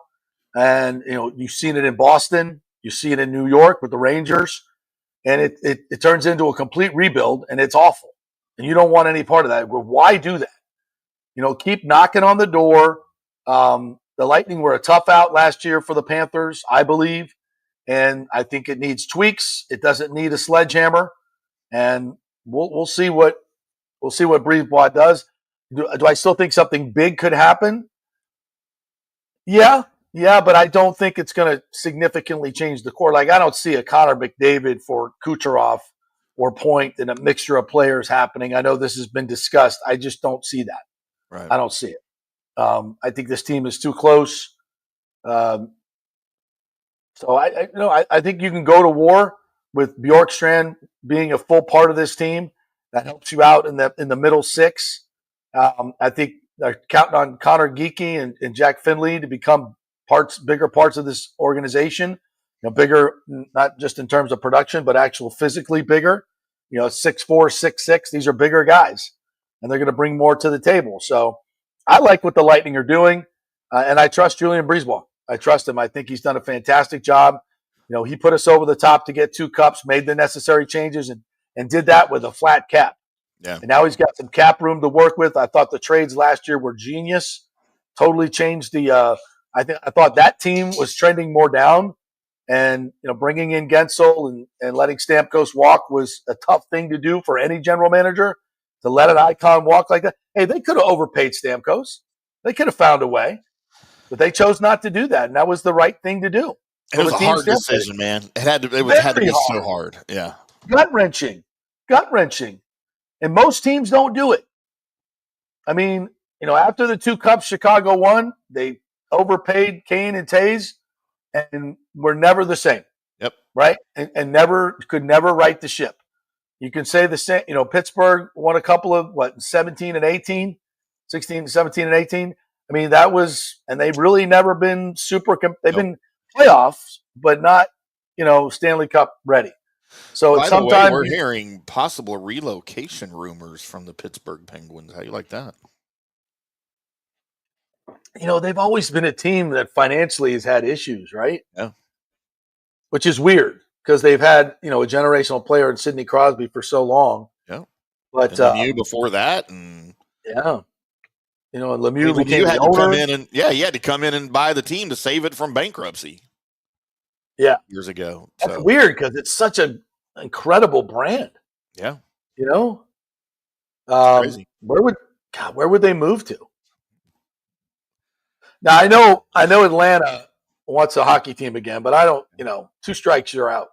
See, I said the same thing, and I got lit up on X for that because they're all like, well, you don't know the financials of it all. And I'm like, no, I don't know why I don't know why the Flames moved, and I don't know why the Thrashers moved. All I know is that 2 strikes and you're out. I don't care anymore. I don't want to see hockey back in Atlanta.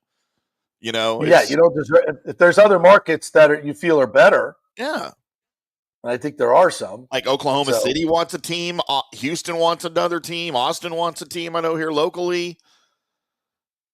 An Austin hockey team. Phoenix might get another shot. I don't know. An Austin hockey team is interesting because they only have one professional sport, University of Texas. The Longhorns are the only pro team they have. All right. Well, they got a successful MLS team, don't they?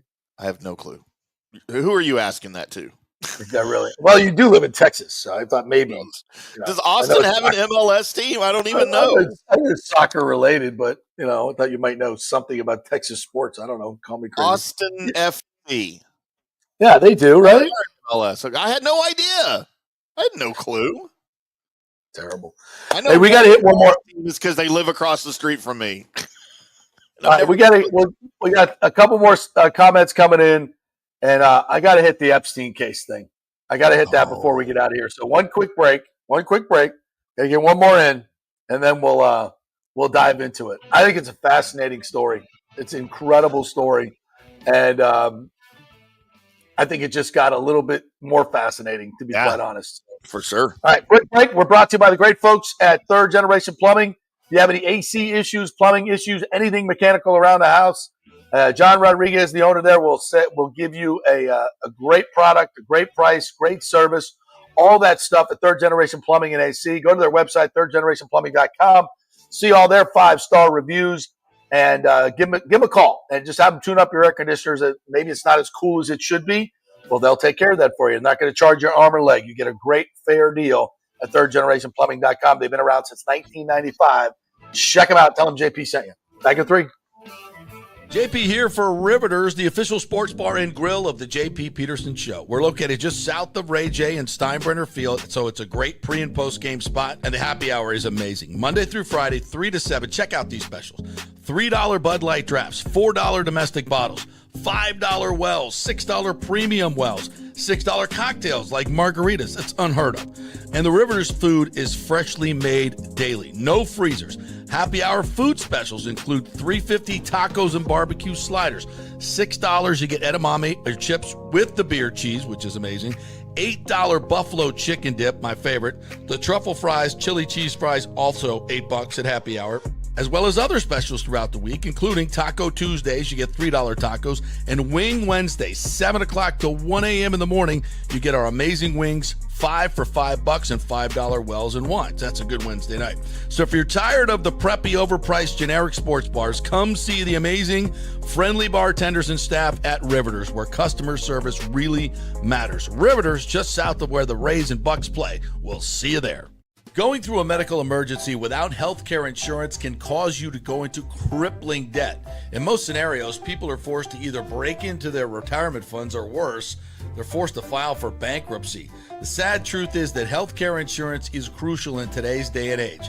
Look, I get it. Many of you think you're never going to get sick and health insurance is really expensive. Well, we can help you out with that. Depending on your income, we can find great plans at huge discounts. God forbid you get cancer, a car accident. It could literally ruin you financially for life. So make the call and find out. Even though the open enrollment period is over, you may have some qualifying life events that can help you get covered right away. It can be very complicated, a very intimidating process, but we can help. Go to our website and check out all the 5-star reviews about our helpful agents. Go to don'tgouncovered.com or call 800-669-1505. That's 800-669-1505. Spring means a time of renewal and Rays baseball, and the folks at Italiano Insurance want to welcome the Rays to Tampa and remind you it's time to renew those insurance policies with the now famous Italiano Insurance Checkup. Let the experienced and friendly agents shop your policy for the best price and coverage. Famous for saving me over $1,000 on our auto insurance last year and over $500 on our homeowners. Now that's a grand slam. Might as well get a double play by adding flood insurance and business insurance to your portfolio. Costs less than you think, and trust me, you do not want to risk your home or personal wealth. That's a big whiff. So step up to the plate and call 813-877-7799 and chat with the all-star agents at Italiano Insurance. 813-877-7799 or go to ItalianoInsurance.com. Go Rays! JP here for my friend Jason Fawcett, owner of On-Site Construction. They do residential and commercial renovations and new construction. As a leading home builder and general contractor, On-Site Construction prides itself on transforming homes through superior craftsmanship, dedication to client vision, and an unmatched commitment to quality and service. It's about building relationships. We take the time to understand our clients' needs, preferences, and budgets so that we can deliver a personalized experience tailored to their unique vision. From the initial designs to the final touches, we're there every step of the way, ensuring that the end result mirrors your vision. Here are some testimonials from happy customers. G. Gibson says, no hidden costs, very honest, reliable, creative, and communicates well. reasonable and fair with their pricing, no hidden costs. C. Smith said, did not disappoint. I'm very happy with the work. This company really cares and will take care of it. So if you're just thinking about building or renovating, give us a call and let's see what's possible. 813-579-5789 or check out our website at onsiteconstructionfl.com. Are you having legal issues with a business partner or other legal business issues? The attorneys at Walters, Levine, and DeGrave can help. Call 800-616-0384 for a free consultation. At Walters, Levine, and DeGrave, we've redefined what a law firm can be with top-tier attorneys, personal service, and 26 years of success. From business law to civil litigation, we deliver smart, client-focused solutions. Walters, Levine, and DeGrave recently won a $6.4 million jury verdict from a large real estate developer, and they can win for you too. Walters, Levine, and DeGrave. Let's solve it together. Not attorney spokesman. For a free consultation, call 800-616-0384 or go to walterslevine.com. Offices Tampa, Sarasota. Let's go. Right now. Back to the show on FanStream Sports. Welcome back to the JP Peterson Show, brought to you by Riveters, the official bar and grill of the JP Peterson Show. Make sure to stop by before and after Rays games, Bucs games, anything at the stadiums. They're just about a mile south right there on North Dale Mabry, just north of 275. Awesome atmosphere, great staff, fresh food. The happy hour is tremendous from 3 to 7, $3 domestic, $5 wells, and all the great food they have on sale as well. Try the prime rib tacos. The prime rib sandwich is fantastic. The chicken wings are just beyond, absolutely beyond, absolutely incredible. So check out Riveters. Tell them JP sent you. All right. So yesterday, the Justice Department announces that they're closing the Epstein case. No prosecutions, no arrests. No, nothing. Even though Ghislaine Maxwell, for some reason, got convicted. Interesting. Didn't we kind of know this was going to happen, though? No, I didn't think so. Listen, there were a lot of promises from our good friend Van Bondi. Van Bondi sat there and said, I got the list on my desk. Yeah. Dan Bongino, Kash Patel, all the people we said we're going to do. And it's a big nothing burger. Now, is there nothing there? No. There's a lot there. Mm-hmm. There's a lot there. But obviously, Trump has made a political decision that whatever was threatened, and it could be significant. I mean, there are some very, very powerful people that are going to be implicated. Royal families, the most powerful. And I don't think there's any question that the U.S. government was deeply involved in this. This is not just Jeffrey Epstein. Sure. This is not just Jeffrey Epstein. This is Israeli intelligence, the CIA, Mossad. I mean, it's at the highest level to compromise people in the honeypot. You know, the tapes. These are all facts. The files show it. This is not just some rogue guy that wanted to frame a few people and get power over a few. No. This was a highly sophisticated, highly documented honeypot operation to get power over hundreds, if not thousands, of influential politicians around the globe. These are very powerful people who control a lot of wealth and a lot of bad people, and they can do a lot of bad things.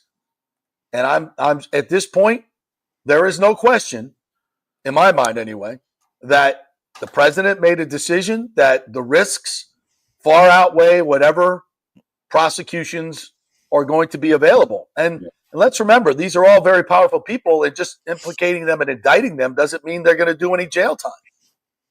And what do they do? What do they do in return?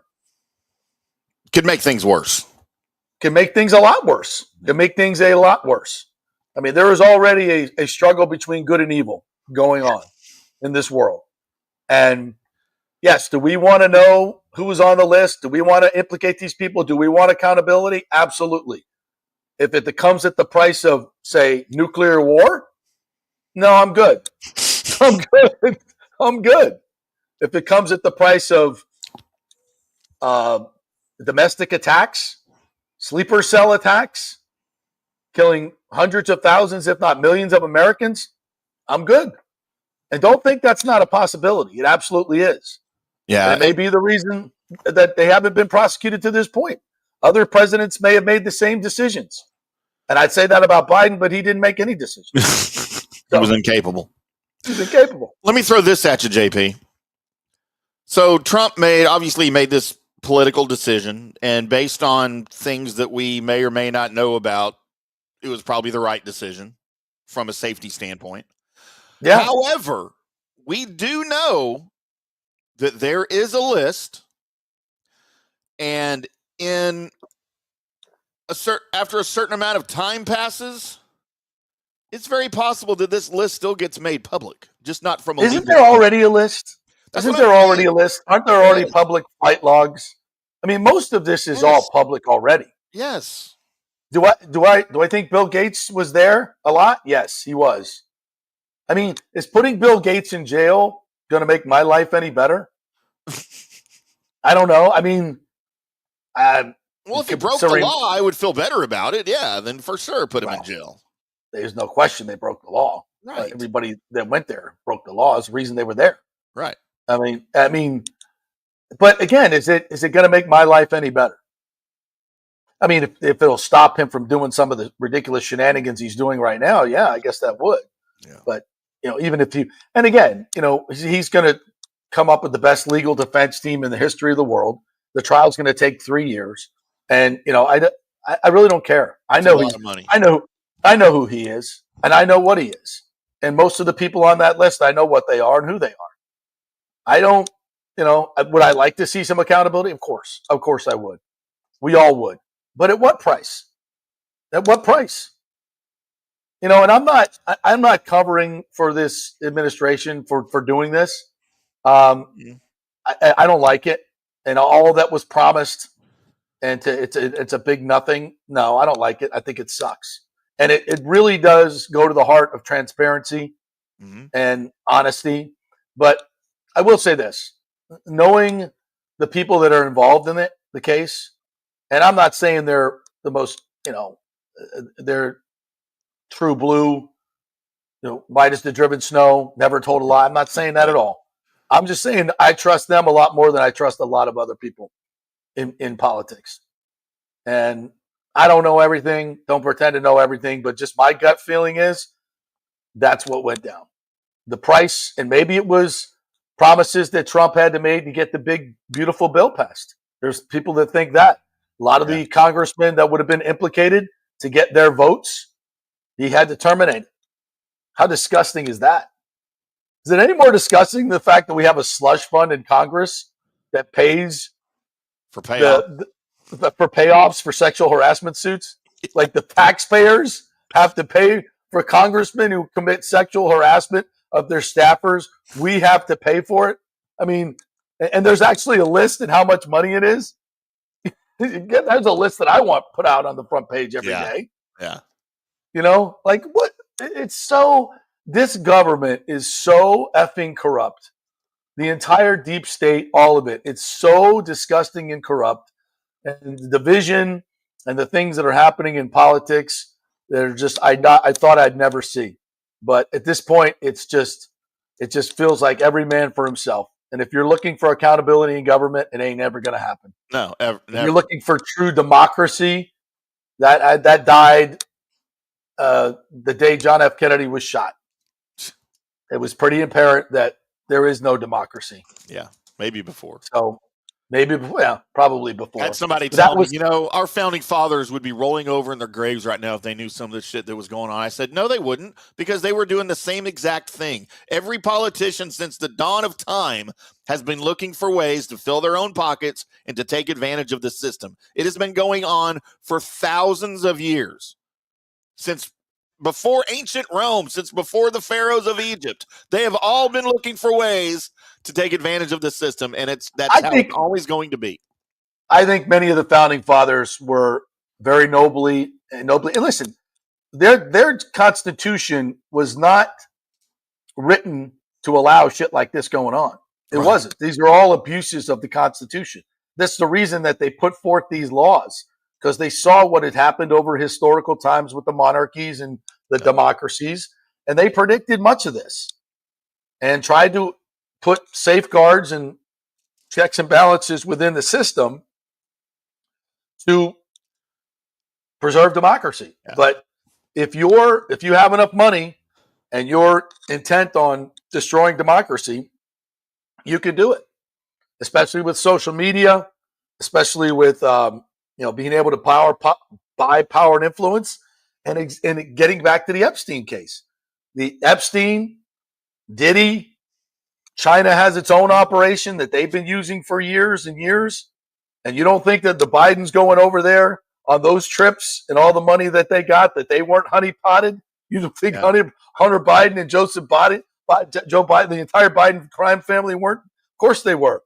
They're all owned by China. Yep. Look at the way they ran the country. I mean, the documentation on that is ridiculous.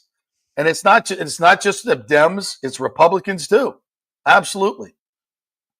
So, but for me, if they've decided, listen, I know Pam Bondi. I've known her for 20 years, 30, actually longer than that. And she's a good, honest person. She's a very good, honest person. And I know at the heart of this, she was married to my best friend. I know Pam Bondi. And I know what these people want. And I know what they're up against. And someone made the decision, probably Trump, that it's just not worth it. It's not worth it. And can you imagine what the threats were?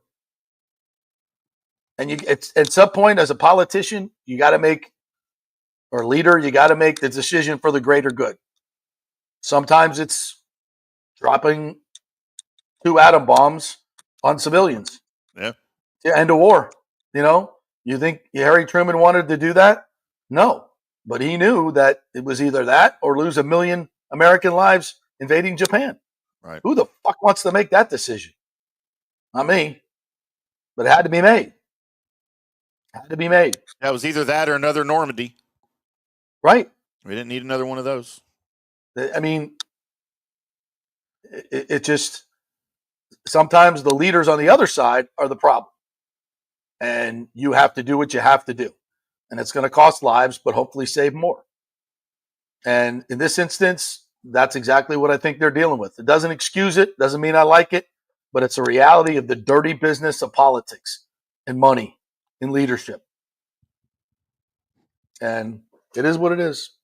It is what it is. I would say, put the information, if I'm the Trump administration, I just make sure all that information gets out into the public domain. Yeah. Somehow, some way. That's what I'm saying. After a certain amount of time, I think this is going to get leaked, right? I just want to know the information. It doesn't, whether a royal family member or Bill Gates or any of these people go to jail, it's not going to change my life.